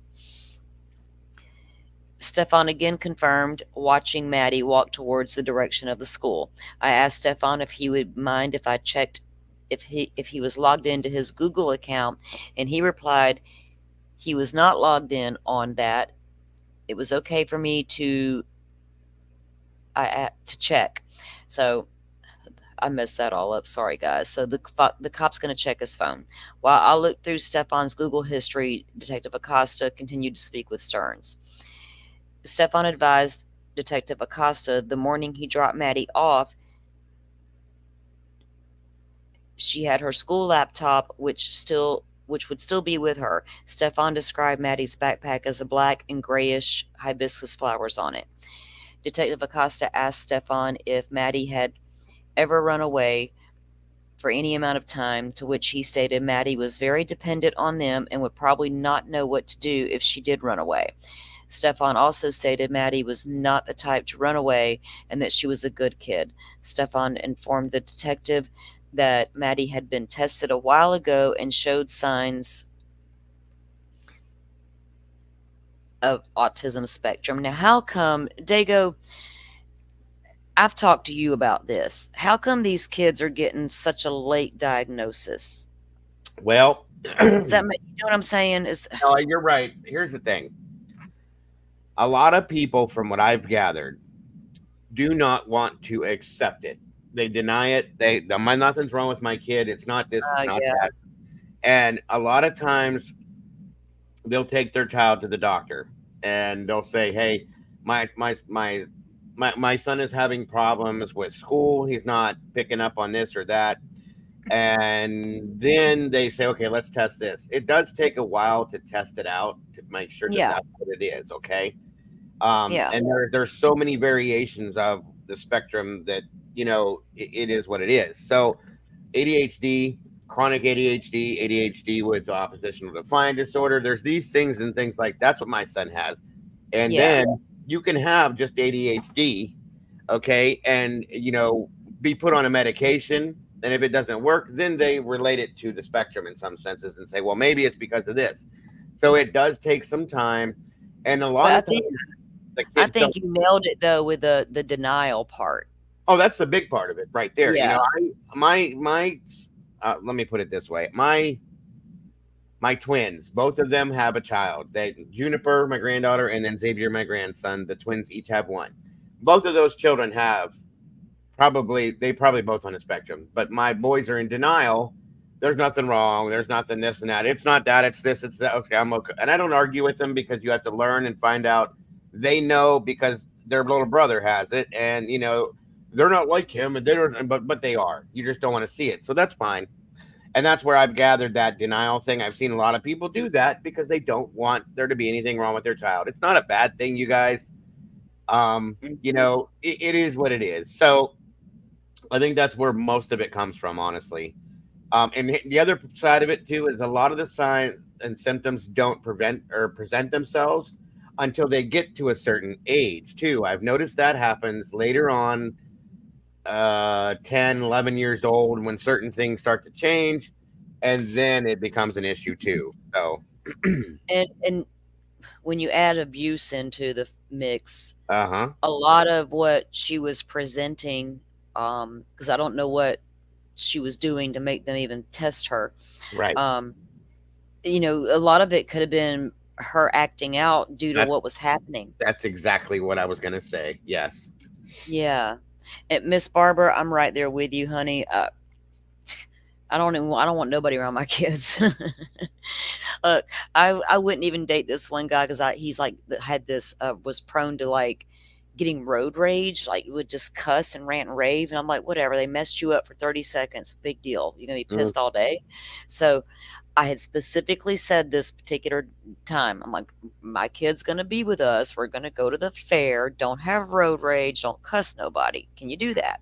mm-hmm. Sure. Nope. We go to leave. It happened. No, no, dude, you just blew it. You don't understand. You just crossed a boundary with me.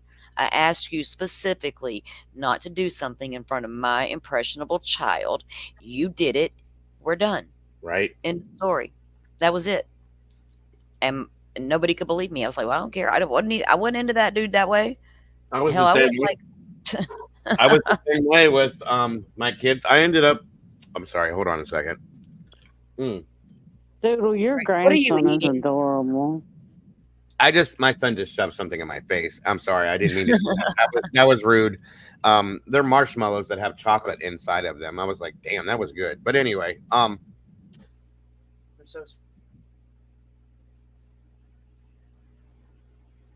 so what I was gonna say is when I first got divorced from the creature, I was very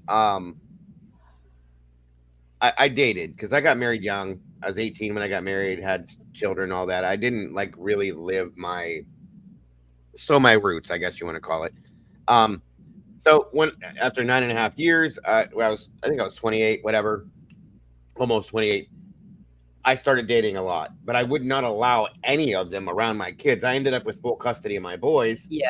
and my stepdaughter, who wasn't mine, was still coming over to visit with them, still because she wanted to. So I wouldn't allow any, even women, guys. And I'm just saying this because even women, I wouldn't allow them to be around because I didn't want the crazy. And please don't take this disrespectful. You guys know I worship women. I have always put women on a pedestal. But there are some very bad people out there, male or female. It doesn't matter. And I didn't want my kids to see what their mother already was in another form, okay, and think that they're all the same. So I was very careful, and it took everything in me to even allow Brandy, my wife now, around them. But she was amazing with them, so I had no choice at that point. So Right. Well, you, that guy that I was seeing, I did the same thing. I didn't even let my kid around him he was right, like at his dad's when I would see this guy. that's what I And did. so he really was never around him. Like the one time I let you around him, you Yep, did what I asked you not to. We're that's it. done now. I That's see it. how this shit's fixing to go, right? Yep, 100%. I don't ignore them red flags anyway.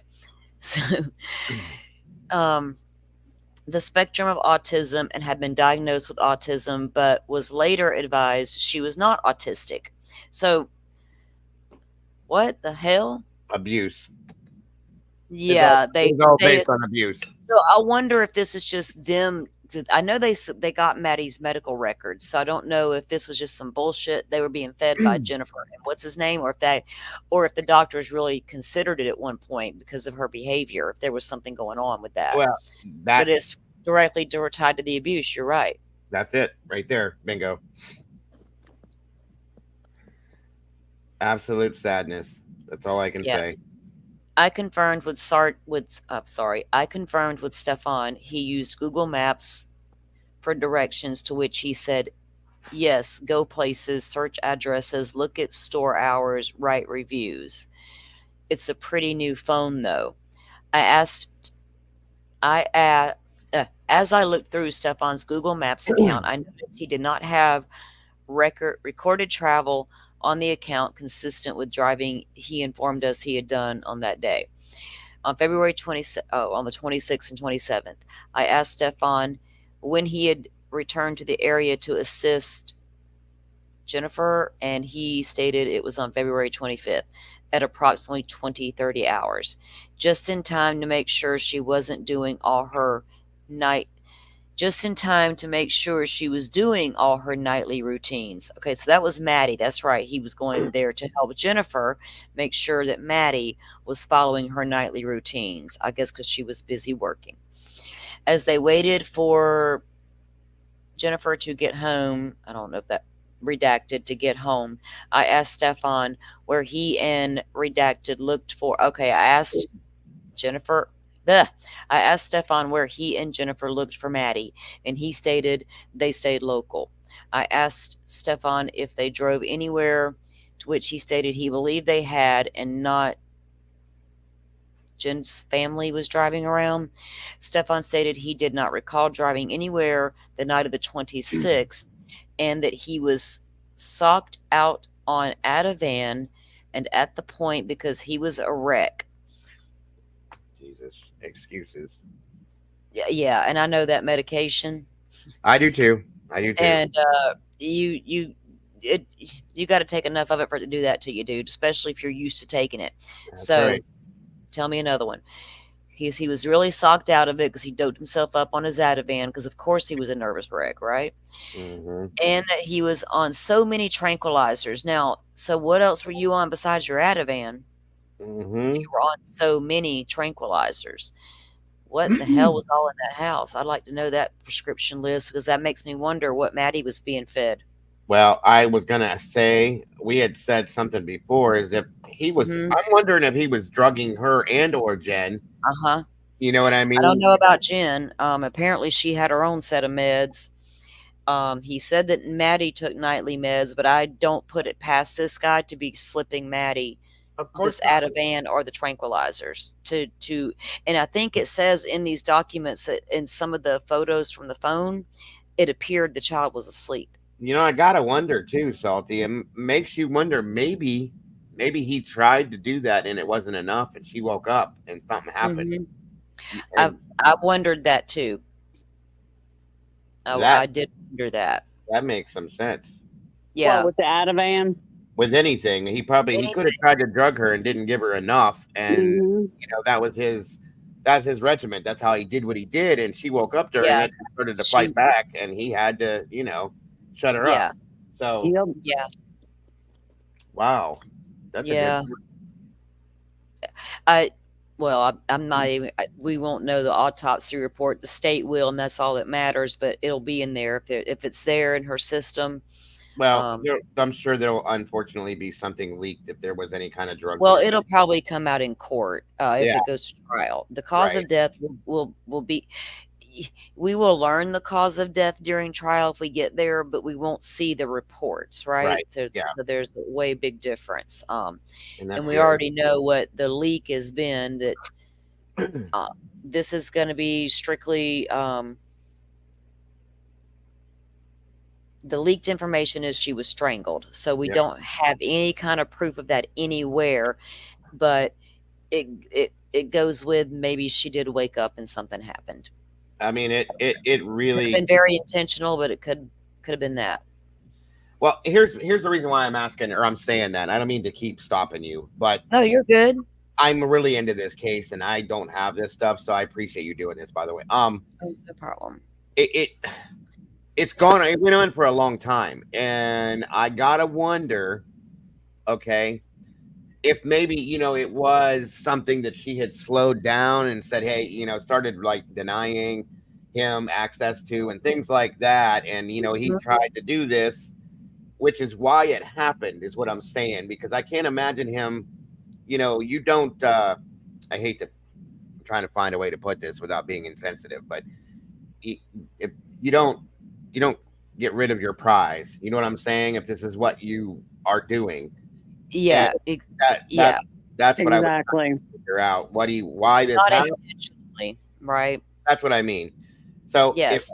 that's why I think that's a very plausible situation in that sense. So Yeah, it could be, and maybe that's why there hasn't been an arrest yeah, with Jennifer. yeah, Maybe she's just guilty of lying.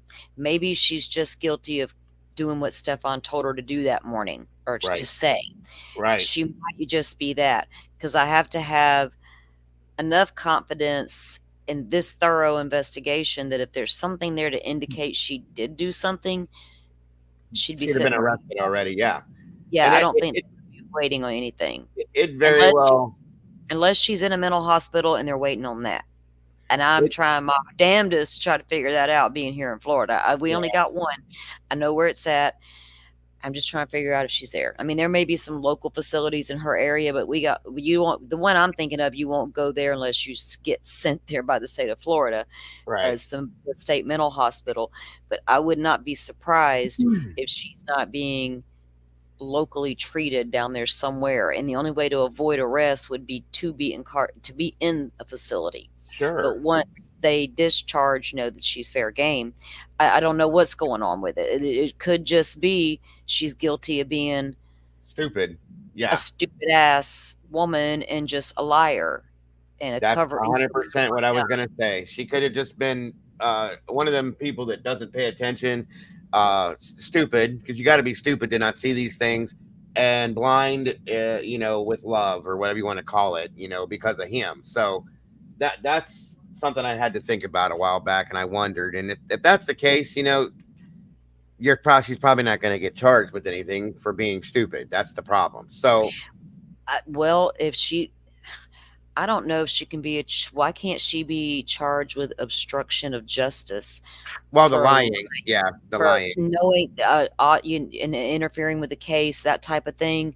yeah, All maybe. that will probably be coming, but it makes me wonder why it hasn't yet. I don't know. I'm trying to figure that out. So They may be I would trying to like prove to that. know. Yeah, yeah. I don't know which way, if they're trying to figure out a way to go about it. I really Right. don't know, because we don't look. Florida had the biggest fiasco known to mankind when Casey Anthony walked out of that courtroom a free woman. Yes. The state failed to do their job. Yes, The ma'am. state failed to, beyond a reasonable doubt, prove to you Casey Anthony did anything. Even with her pile of shit lies and her pile of everything that went down, we don't want that to happen again, Right. right? So this is why you see these kinds of investigations going on. Yep. They don't get it right every single time. We got missing people here, and we got unsolved murders, and we got all the things too, but we also have a very good law enforcement, Yep. Yeah. and Florida really takes pride in that. And it was not it this didn't just happen. When I speak of pushback, this is what I mean. Y'all need to ask Florida, because we had to give a lot of pushback in Florida as citizens to get this change, Right. to get all the, the sunshine laws that developed over the decades, to get our DCF, where our Department of Children and Families, back on track to where it's actually protecting kids and not letting them disappear on their watch. Right. Too many of these guys were getting off and walking, with slaps on the wrists. Mm-hmm. Now we see a lengthy or thorough investigation, and this guy facing the death penalty. Right. So Right. pushback can create change where it's needed. Just remember that. If y'all ever hear me speak, I don't speak ill against law enforcement, but I'm sorry, they're not always perfect. Of course. I'm not always going to agree. I don't always agree with this close to the chest, hurt I my get investigation. We need right. more sometimes. Y'all better figure it out because we're right here and we ain't going nowhere. So anyway, enough of that. How long is he going to be able to, how many appeals is he going to be able to do, though? It's gonna be limited. I mean, he'll be able to appeal because it's a death penalty case, but he can appeal away. It's just Yeah, gonna until they cost. run out. Um, Yeah. Um, and he can he claim won't. other things. That's I don't know how Florida goes, Salty, but the guy that murdered my friend here has been Hmm. on death row for 35 years. Um, is still alive and has appealed. He's tried to pull the mental retardation, which is what he actually called it, mentally handicapped. But I'm sorry for saying that word, but that's what he called it. Yeah. The mentally handicapped card because he's a little bit slower with his whatever, and that's why he's been able to appeal so many times. And they finally ran out, and he tried something else, and I think it's actually getting close to that time now. So I don't know if that's different here compared to there, but there's a lot of appealing that they can do, from my understand. Oh yeah. Uh, There's a lot of different ways, but you're only going to get one or two good shots at appeal. I don't know if this guy's got any reason to appeal. He can Right, appeal the death penalty, which I do expect because this is the first case that will be prosecuted under this new law. The United States Supreme Court has already said no to this. And our governor said, well, I don't care. I'm doing it anyway. So here right. we are. So the first guy to be brought up on this new death penalty law didn't even go to trial, Hmm. right? They copped a plea. So this would be if Stefan Stearns is convicted and sentenced to the death penalty, because the jurors still have to agree. So if that all takes place and he is sentenced to the DP, he will be the first one in Florida to go down on this new law. But will it stick? Probably not. Maybe they're going to fight it in the appeals, and it will probably go to the Supreme Court Over. for constitutional rights. You know what I mean? And I'll Right, let them hash it out at that point. I hope that don't go that far. I hope the Supreme Court says that just go to the Florida Supreme Court and they agree with the governor and the new law. I mean, it is our law. Just get it done. It don't. This guy doesn't deserve any extra rights. What about the uh, victims' rights? I right. Right? I have a feeling he's going to pull a medical thing on this. I really do, that he's going to try to claim some kind of a It won't do any good in Florida. oh, that good. I'm glad to No, hear because that. there's no unless he can establish a solid background of mental instability. Uh-huh. Um, I do know a lady right now locally, and it's a big case. It made national news, and we're watching it closely because the boy was 18 years old and he shot and killed his mother on Christmas Hmm. Eve. And Okay. just it was a horrible, horrible thing. Um, no, he didn't. He stabbed her. That's right. He stabbed. It was gory. Anyway, they did find her son guilty on insanity. Well, his aunt didn't realize what all that meant in Florida. So it all happens. Now he's over 18. Well, he was at 18 when it happened. I think now he's 21. Every 6 months, Brandon comes back before a board to decide if Brandon's still crazy or is Brandon okay? Are we going to let him go? Every 6 months, her family's put through hell because state of Florida sentenced him under the Crazy Act. It's hard to get that sentence though in Florida. You know what I mean? You have to have it be well established with your issues, especially someone like Stearns at his age. There has to be some real mental health issues in the background for him to establish that fight, because you can't just walk up and say, "Oh, I broke or I snapped." You know what I mean? It ain't gonna work. And we got a pretty good crazy hospital here if he wants to go check it out, though. I've heard some bad things about it. So if I was him, I wouldn't be playing that crazy card too hard. And I was talking to mom about it, Dago, Yeah. and mom said that she thinks they will make an example out of Stearns. I hope they do. I She said literally truly she hope they does think he will be the example.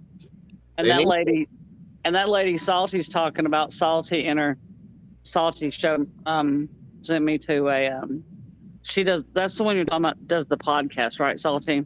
With the other lady. Yes. Mm-hmm. She's With Pam. excellent. Excellent. Yeah. Yeah, Pam is great. I love her. She What's her and what's all Molly are working on this local reporter that I know has a podcast on YouTube that I listen to, Gulf Coast Confidential. okay? Really good show. Molly's a jam up journalist. I've known her for a long, long time. I got a lot of respect for her. Her co-host Pam, it's her nephew, and they tell this story openly. There's several episodes on the podcast. They're working on the book together, and they're actually following Brandon's case really closely right now because he is coming up, for the state to decide what to do with this kid, this guy, after what he did to his mom. So, but yeah, Pam's great. I love her, and she's so down to earth and true Northwest Floridian. You know what I mean? What you get is what you see is what you get with her, and I love it. And she's so Right. honest. But she's done a lot of research and this type of stuff with families, because of what has happened in her own family. So she's got a lot of great insight. But yeah, they're a good watch. Um, so Awesome. Detective Acosta then stated, well, hang on, I think I skipped over something because they were asking Stefan about his drive, and they were really trying to clarify what he was saying. So he tells them about being on the tranquilizers and how everything was crazy. Um, and he was on so many tranquilizers. So Stefan stated he had not needed to take Ativan in a while, but that but he had been having these panic attacks and had been crying, and it took them to get to sleep at night. So he got back on his Ativan because he was having his anxiety. Detective Acosta informed Stefan that we were trying to establish a timeline of events, at which point Stefan interrupted and stated he was trying his best, but he was not a morning person and was trying to give his best guess. But damn, you know where them damn vape shops and comic book shops are, but he's not a morning person, although they got up early to make good time and go get breakfast and have a good morning and all that stuff. But now all of a sudden he can't remember. Huh. Detective Acosta then stated we knew he drove north on John Young Parkway. He made a left at the McDonald's, which Stefan agreed, and then he mentioned that he had dropped her off at 8:20 to 8:40. Detective Acosta asked Stefan what time he believed he made the first left at the McDonald's, and he said around 800 hours or a quarter after. Detective Acosta showed Stefan on a map the direction he stated and traveled, which he confirmed. And remember, all that's on that body cam audio that we could listen to, where he's talking to the officer about all this right here. Detective Acosta pointed out to Stefan the direction he continued to mention he had traveled was northbound. Detective Acosta then asked Stefan why his vehicle was seen traveling southbound in the direction of Kissimmee. Stefan stated he was sorry that he had forgotten his gate clicker. Oh, there he goes, going back to the house. He had driven back to the residence. Stefan advised he went through the front gate and to use his parking pass to grab his clicker, and that he provided the wrong times because he was not a morning person. Stefan stated he had almost arrived at the school and and they had plenty of time to kill, which he rushed back to get the gate clicker. I guess since they didn't go to McDonald's, that's when he went back and got it because he had time. It's crazy. I asked Stefan if, when I looked at the surveillance for the complex, it was going to show him entering the front gate with Maddie in the front seat, and he stated yes. I wonder when he put her in that car, because we know she was deceased when she got in that car. And I was wondering that Right. myself. But here's the thing: So, I wondered if he had done it in the middle of the night. But you'd have to be worried that somebody could walk by and see her. You know what I mean? well, unless he laid her down in the seat and covered her with a blanket, That's possible too. threw a jacket or threw something over. It was still cold outside, February, Florida, February in Orlando area, and it's mild, right? Right. It's mild down there in February. Um, he could have thrown a blanket over her or something, but I wondered because I know the front gate sees him. He even interacts with the security guard at some point, coming and going. And the camera's going to see him coming and going and see Maddie in the front seat belted in, head tilted to the left, appearing to be deceased already. But I was like, well, I wonder when the hell he put her in that car, and can they?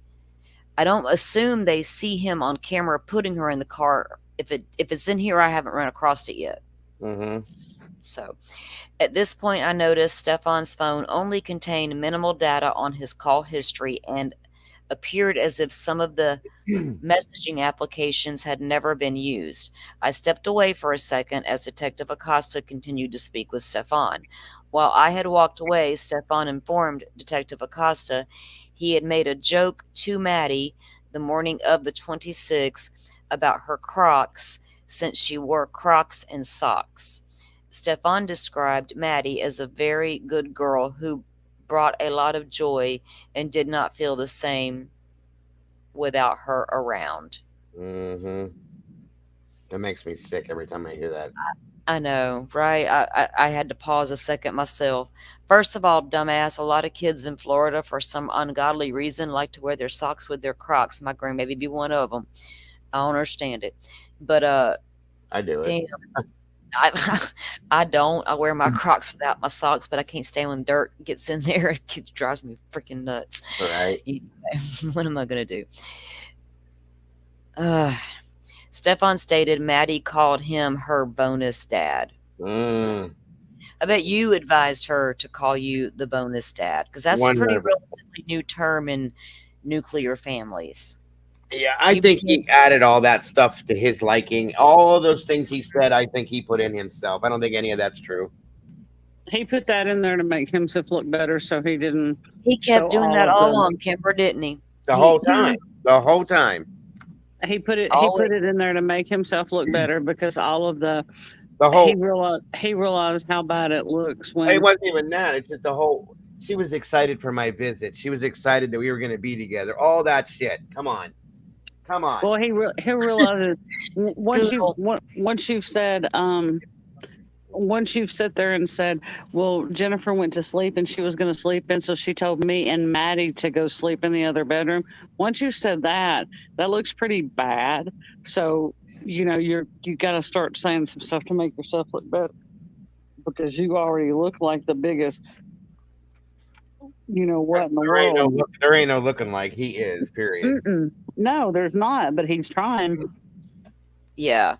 He's all about himself when he's trying to make it look like how much Maddie loved him and all he did for her, and then he wanted to whine about his parents and them damn poodles. That just got on my nerves for some reason when I heard about his deaf. He says my parents are deaf and old and the poodles, and I'm like, dude, you're a freaking baby, dude. He is. Get out He of is. your parents' house. Worry about some damn poodles. I'm supposed to feel sorry for you right now because you got some poodles that annoy you. Oh, he's a crybaby. He's a crybaby. Right? Advising they had very strong, okay, that was bonus dad, advising they had a very strong bond and that she knew nothing but love in this household. Stefan stated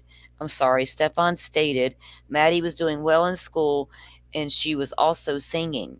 He then stated Maddie had sang for him and reminded him of the movie Sister Act, and he told her he was very proud of her.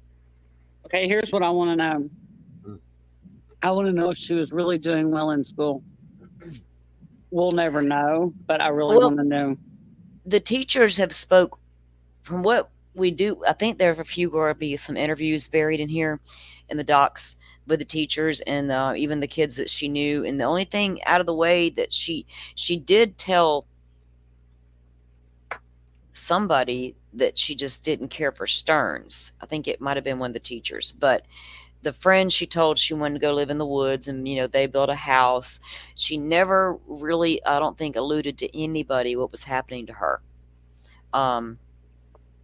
It's sad, but if she told a teacher, here's my thing: if she told a teacher that she couldn't stand Stearns, allegedly, why wouldn't a teacher? what are you? Okay, you have to ask yourself this: you can only question somebody else's child so much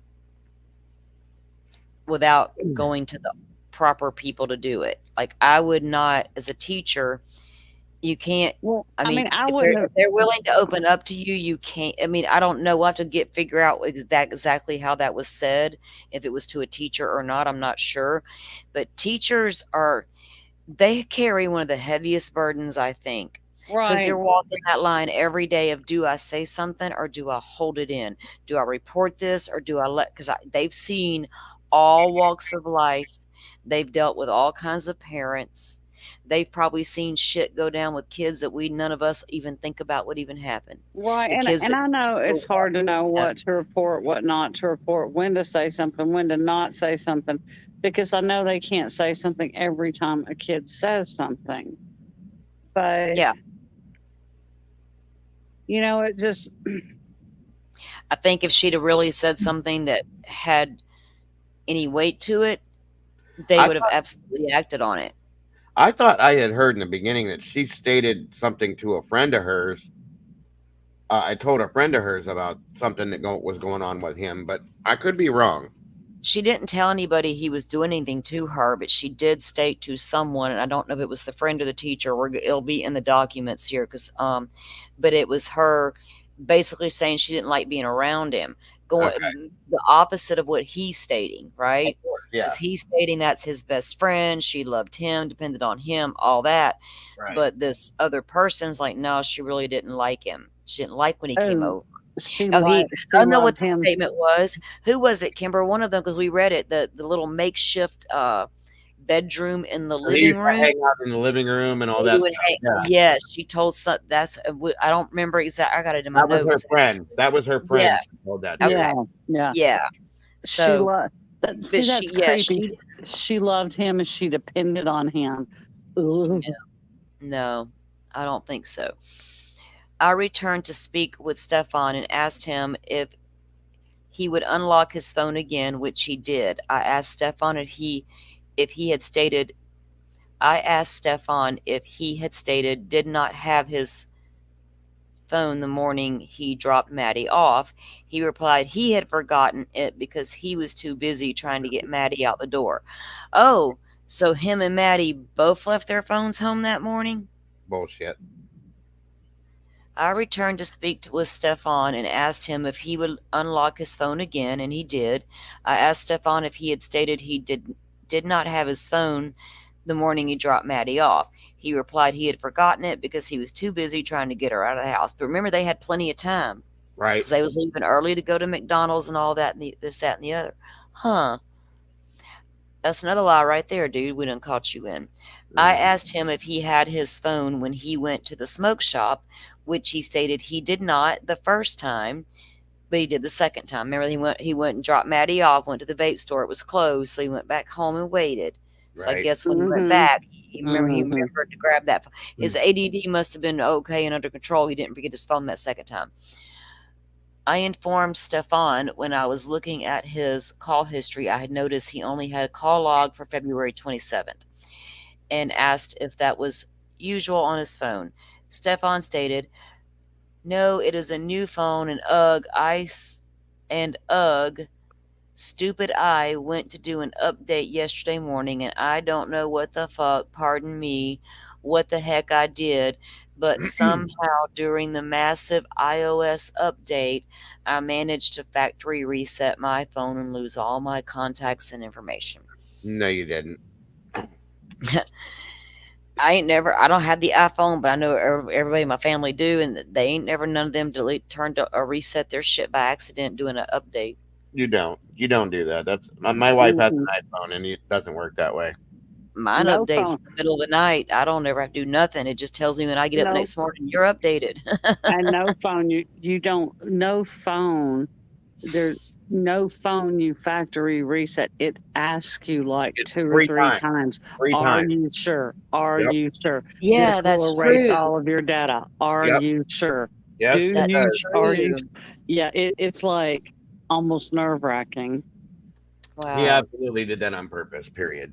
Oh yeah, you know he did because he knew if anything led back to him, he was going Right. down. And that shows how stupid he is because Hmm. you'd have to know law enforcement can pull anything they want. You can delete it all. You can smash the phone. They'll still find it. So Exactly. Exactly, Miss Barbara. We call BS, right? That's gonna be our logo absolutely. over here. We call BS. Thank you, Miss Barbara, because we're gonna be calling BS a lot. Um,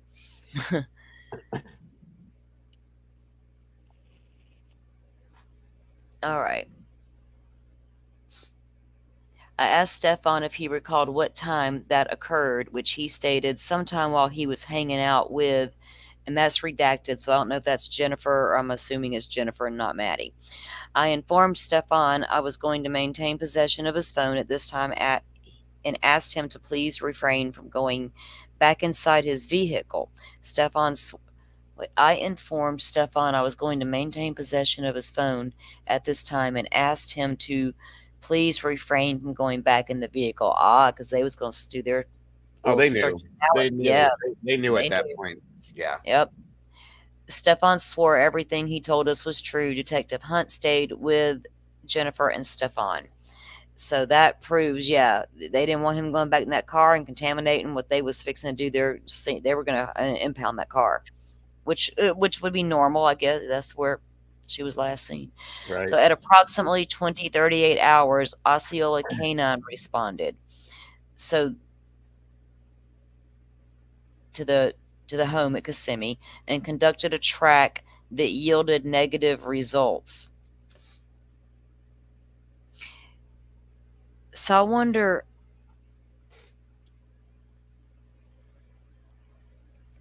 Okay, I'm thinking. So if they brought the dogs into the apartment and got the scent because because they weren't cadaver dogs, right? Right. Would that have been?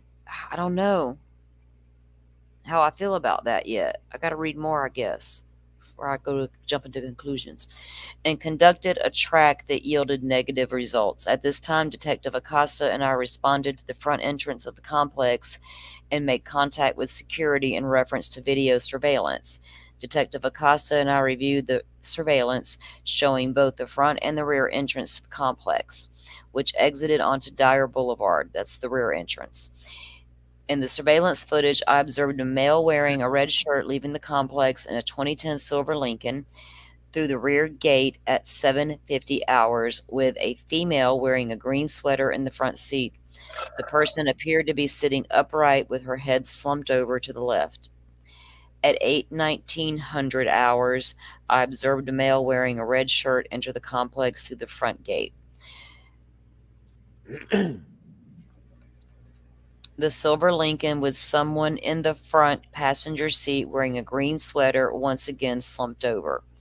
At 8:31 hours, the male wearing a red shirt left the complex through the rear gate with the female in the front passenger slumped over. So that's when he went back to get the clicker. Mm-hmm. Is he that stupid? Oh Did yeah. he? Is that what I mean? Did he decide? Hey, I'll pretend she's asleep. Let me go back so I'll be seen with her sleeping, or was that? Oops, I better. Well, I see, just. I don't I don't. understand.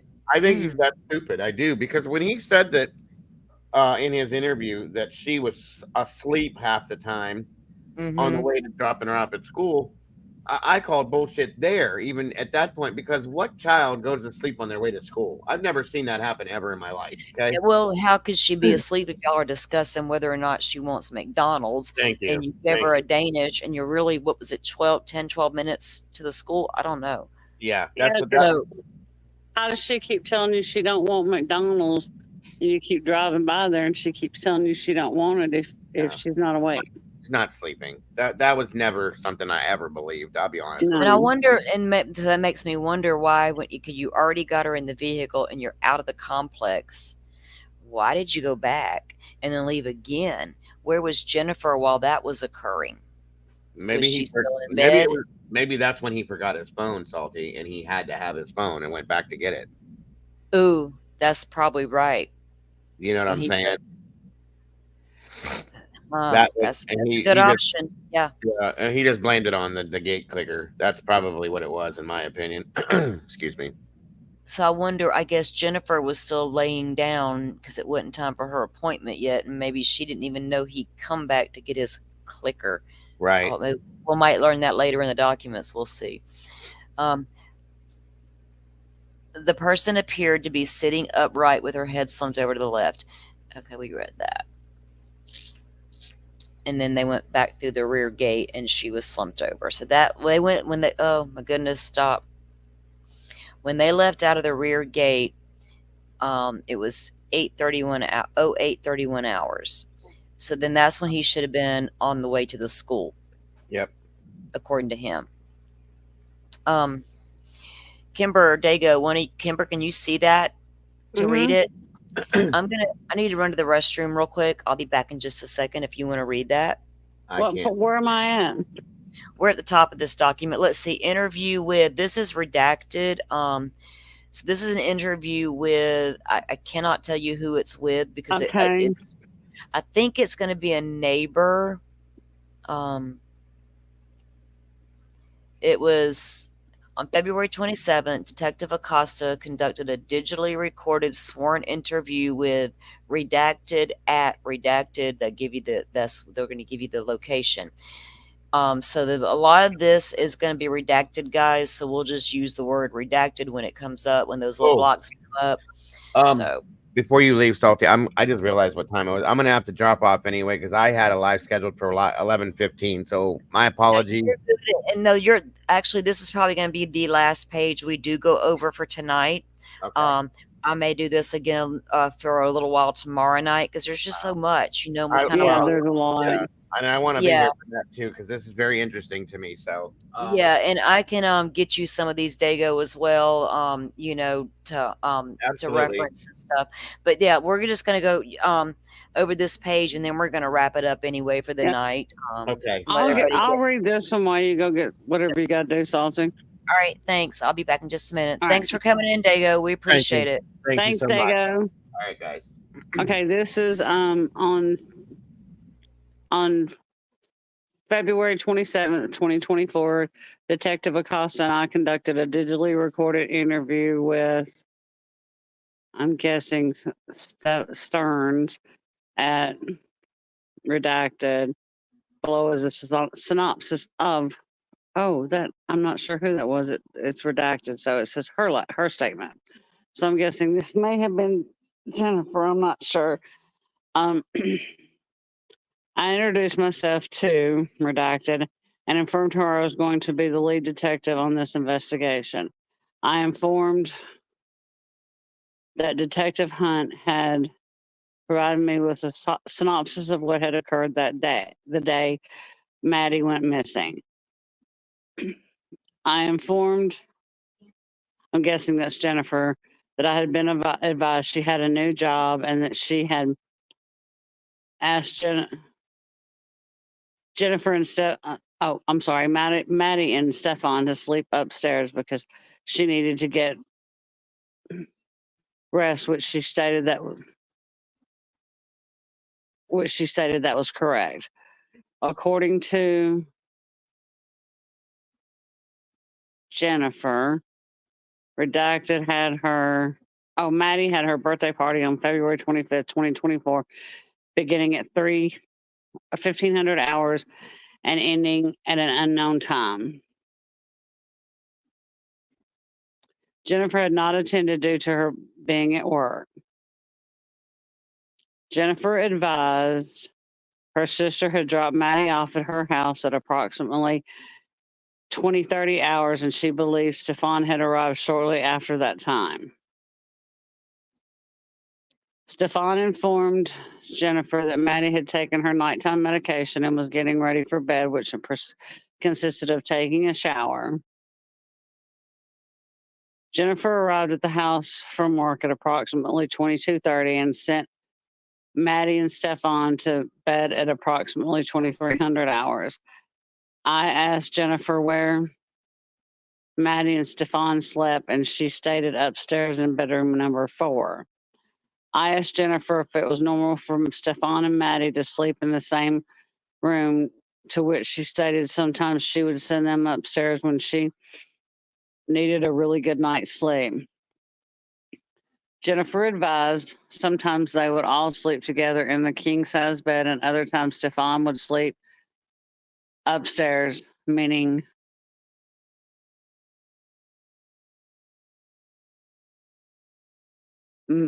redacted, and she would sleep alone.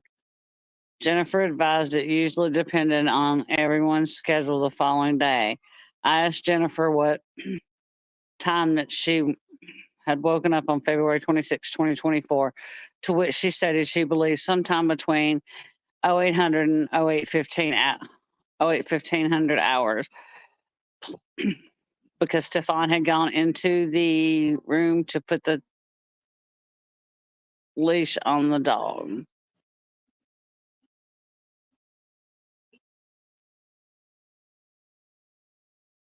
Redacted. I'm not sure if that's Maddie or Jennifer got up to assist Stefan with placing the leash on the dog because she didn't want him to pee on the bed. I'm not sure if that's Jennifer or Maddie. Heard people in the kitchen, and as far as she knew, Maddie had gone downstairs to get ready for school. Jennifer then stated Maddie had a makeshift room in the living room that had a television, a desk, and a dresser, and a bed. Maddie only used this room to hang out and would never sleep there. I asked Jennifer if she visually observed Maddie on the morning of February 26th, to which she said no. I asked if she had heard her, and she stated she heard people in the kitchen, but she was not sure if it was her specifically. Jennifer then stated the last time she had physically seen Maddie was on February 25th, 2024 at 2300 hours when she had sent her to bed. On February 26, 2024, Jennifer got out of bed at approximately 0900 hours and left the residence between 0930 hours because she had doctor's appointments scheduled for 10:15 hours. Jennifer returned home between approximately 1100 hours and 11:15 hours, and believes Stefan was home at this time. I asked Jennifer what she and Stefan did when they reunited at the residence. Jennifer stated they chatted for a little bit, and she asked what happened. I asked what she meant, and she stated Stefan had called her around 10:18 hours to let her know that he and Maddie had not gone to McDonald's as planned. According to Jennifer, Maddie and Stefan had planned to leave early and have a special breakfast at McDonald's, and he would then drop her off at school. So, hey, I Yeah. was listening on my phone when I went to the bathroom. I took y'all with me. So Jennifer was at home still when Stefan returned to get the clicker. Mm-hmm. It says she didn't leave the house until she left the residence around 9:30. Right, and Because of her appointment. Okay, so she was still there when and she he came also back. said that she didn't see Maddie Mm-hmm. that morning. She saw her the night before. And Jen was the one. So Butterfly, you're right. The dog slept with her, but her daughter didn't. So Jen said that she woke up because Stefan came into the room to leash the dog, to take the dog for a walk, and that's when she heard voices in the kitchen, but she wasn't sure if one was Maddie. And then that's when the cop asked her, did she see Maddie that morning? And she told him no. But that's not what she told the world. Right, she told the world she saw Maddie getting ready for school that morning. Yes, she did. And then described what the child was wearing, and even though then it was wrong. But and in that statement, she just said that the last time she saw Maddie was 2300, which is 11. 11. And then she said she heard people in the kitchen. well, that was the night before. Okay, because the night before when Jen got home from work, Maddie was apparently still awake, and that's when she sent them two to go bed. And that was the last time she apparently saw her daughter, was when she sent her off to bed with Stefan. And then the next morning when they got up, she never even saw Maddie. And then that's crazy to think, knowing what she told the police in these reports, but then knowing what she went and told those reporters. And tomorrow night, guys, I will do this again. I really need to stick to when I schedule something. I don't like pushing it back, but today was just one of those weird days. But so when I schedule it, we'll pull up that initial interview with Jennifer and review it again and watch. I don't know if I'm sure a lot of you have seen it, but if you guys want to see it again, we'll be glad to present it again, um, just to see what she told the public and then that interview. And what caught my eye when this case first happened, um, one of the news pieces I was watching, I heard the voice of the reporter. And I looked at the screen on my YouTube. I was like, wait a minute, Hannah. And it was Hannah McKenzie. And I was like, well, damn, Hannah was a local reporter. I loved Hannah. She's simply amazing. She's a beautiful, sweet girl, very funny, but she's really good at her job. And she did leave here and went to she went somewhere else. I think it was North Carolina for a bit, but she's in Orlando. So I've also got, I've talked to her a couple times about this, and I'm trying to really figure out where Jennifer is. So we are working on that because I really got a feeling that she could have flipped her shit, lost her shit. You know what I mean? Literally. I mean, even if you knew or didn't know, if you didn't know, it's even worse. Now you got to face the reality. You're just really one messed up individual who was blind as a bat, and you're at fault for not failing to protect your daughter, or everyone's gonna know what I did. It could be either way. So I got a feeling this lady is not in a good way right now. You know what I'm saying? Kimber, I don't know where you were on this document, hun. Oh, I was at the last paragraph. Okay. You want to finish it? Yeah, hang on one second. And then if you guys, when we wrap up this page, we will call it a night, and let you guys want to go over and hang out with Dago for a while. We can do that, or do whatever you want to do with the rest of the night. But I really do appreciate you coming. Butterfly, we appreciate that you appreciate we're doing this. And like I said, we'll keep going, and we'll break it down into parts, and we'll go through it and see where it all stands, and we'll do it together. So all right, let me get to the ones. Okay, go ahead. And I asked what she meant, and she stated Stefan had called her at around 10:18 hours to let her know he and Maddie had not gone to McDonald's as planned. According to Jennifer, Maddie and Stefan had planned to leave early and have special breakfast at McDonald's, and he would then drop her off at school early because she wanted to arrive early. Stefan told Maddie that on the way to school, Jennifer on the way to school, that Maddie was very sleepy and she wanted to sleep, not get McDonald's. I wonder how sleepy she got when all that medicine you could have given her, dude. Exactly, and just wanted to get dropped off. He also wanted to let her know he left his phone at home by accident and gone to the vape shop, but they had not opened on time. Stefan waited for a while in front of the vape shop, and after they did not open, he went back home. After hanging out with Jennifer for a while, Stefan left again to go to the vape shop to get what he needed.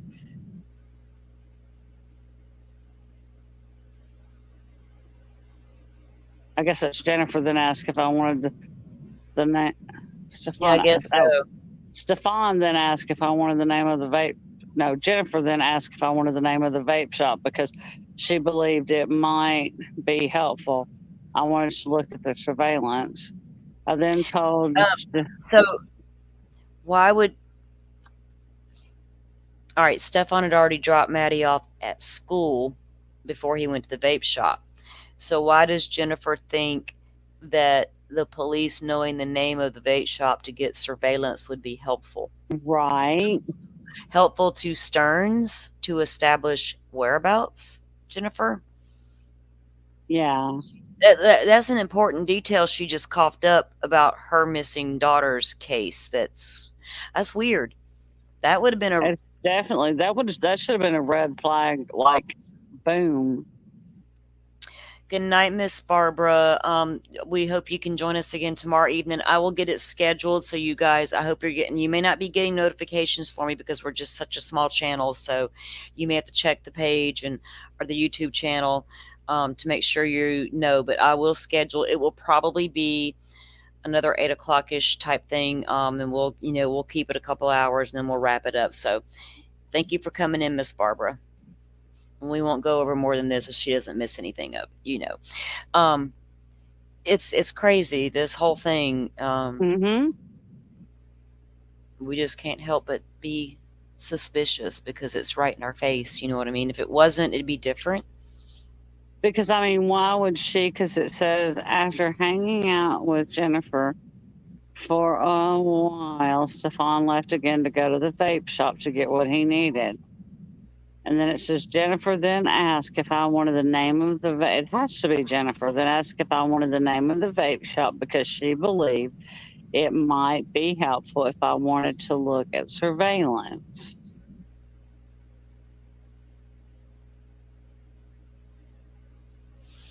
Your daughter's Yes. missing and you're trying to help him establish an alibi.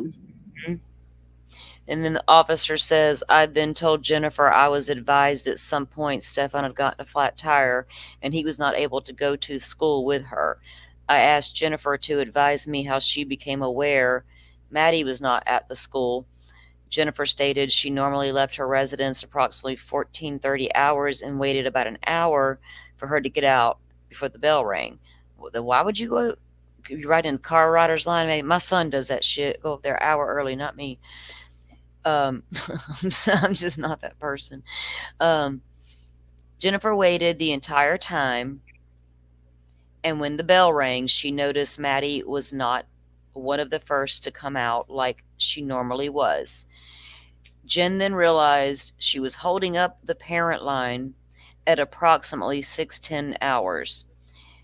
Jennifer drove away. Jennifer was not sure if Maddie knew she was going to pick her up before she drove to redacted workplace. That's her mother's name. We drove to grandma's. So Jennifer waits in the car rider line. Maddie doesn't come out. Jennifer realizes she's holding up the car rider line, and instead of going to park and go inside to find out where her child is, she drives away.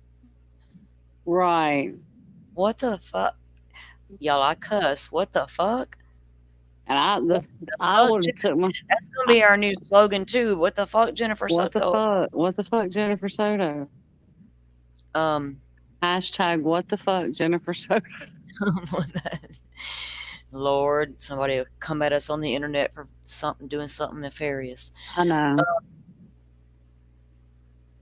So she wasn't sure if Maddie knew that she was coming to pick her up, and so then Jennifer drove to her mother's workplace. Now, we'll leave it right there tonight, guys, and then we'll pick it back up on the next one. I don't want to forget which one I'm at, so I'm gonna make a note of it. Anyway, we're on this is page 33 that we'll start going over tomorrow night. Let me write that down so I don't lose it. Page 33 is where we need to start off at.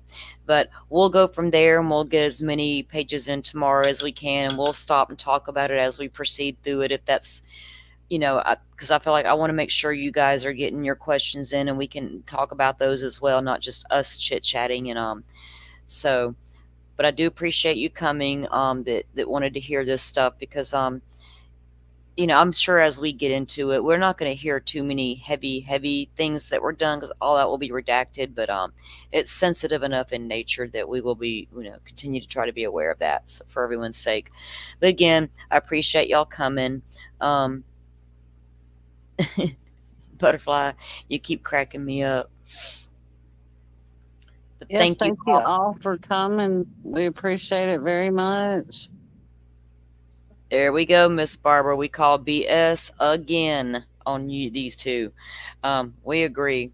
And so, with that said, guys, again, appreciate you coming in. And like I said, I'll get us all set up to do this again tomorrow night for a little while, and we'll take it from page 33. So, thank you. Have a good night, everyone. Thank you, Doodle. You're amazing. Oh, Kimberfoot, hang on, hold on. We're not done. Hold up. And yes, Kimberfoot will behave. Let me see if I can do this right.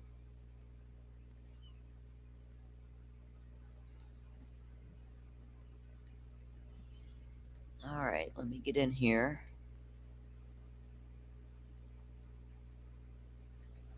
You're welcome, Woke. Thank you for joining us.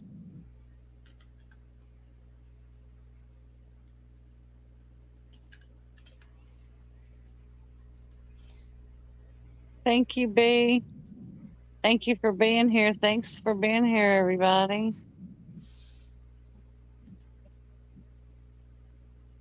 All right, I'm going to try to present a video here. Let's see if I can make this happen.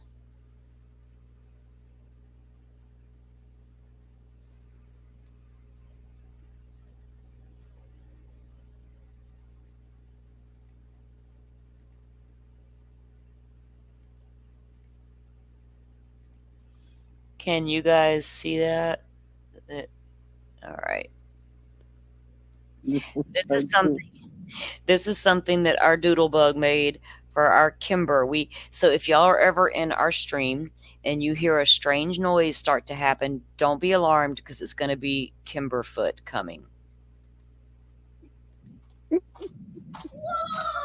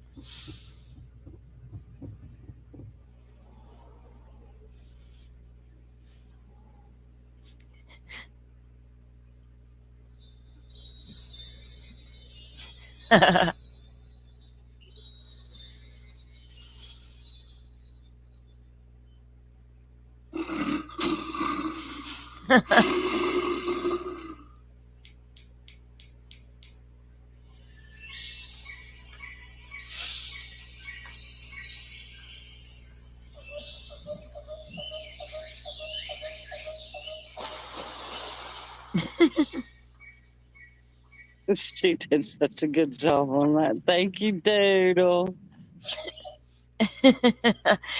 In case you guys missed it, last stream got really relaxed and we were just chit-chatting, and Kimber fell asleep and she kind of snored a little bit.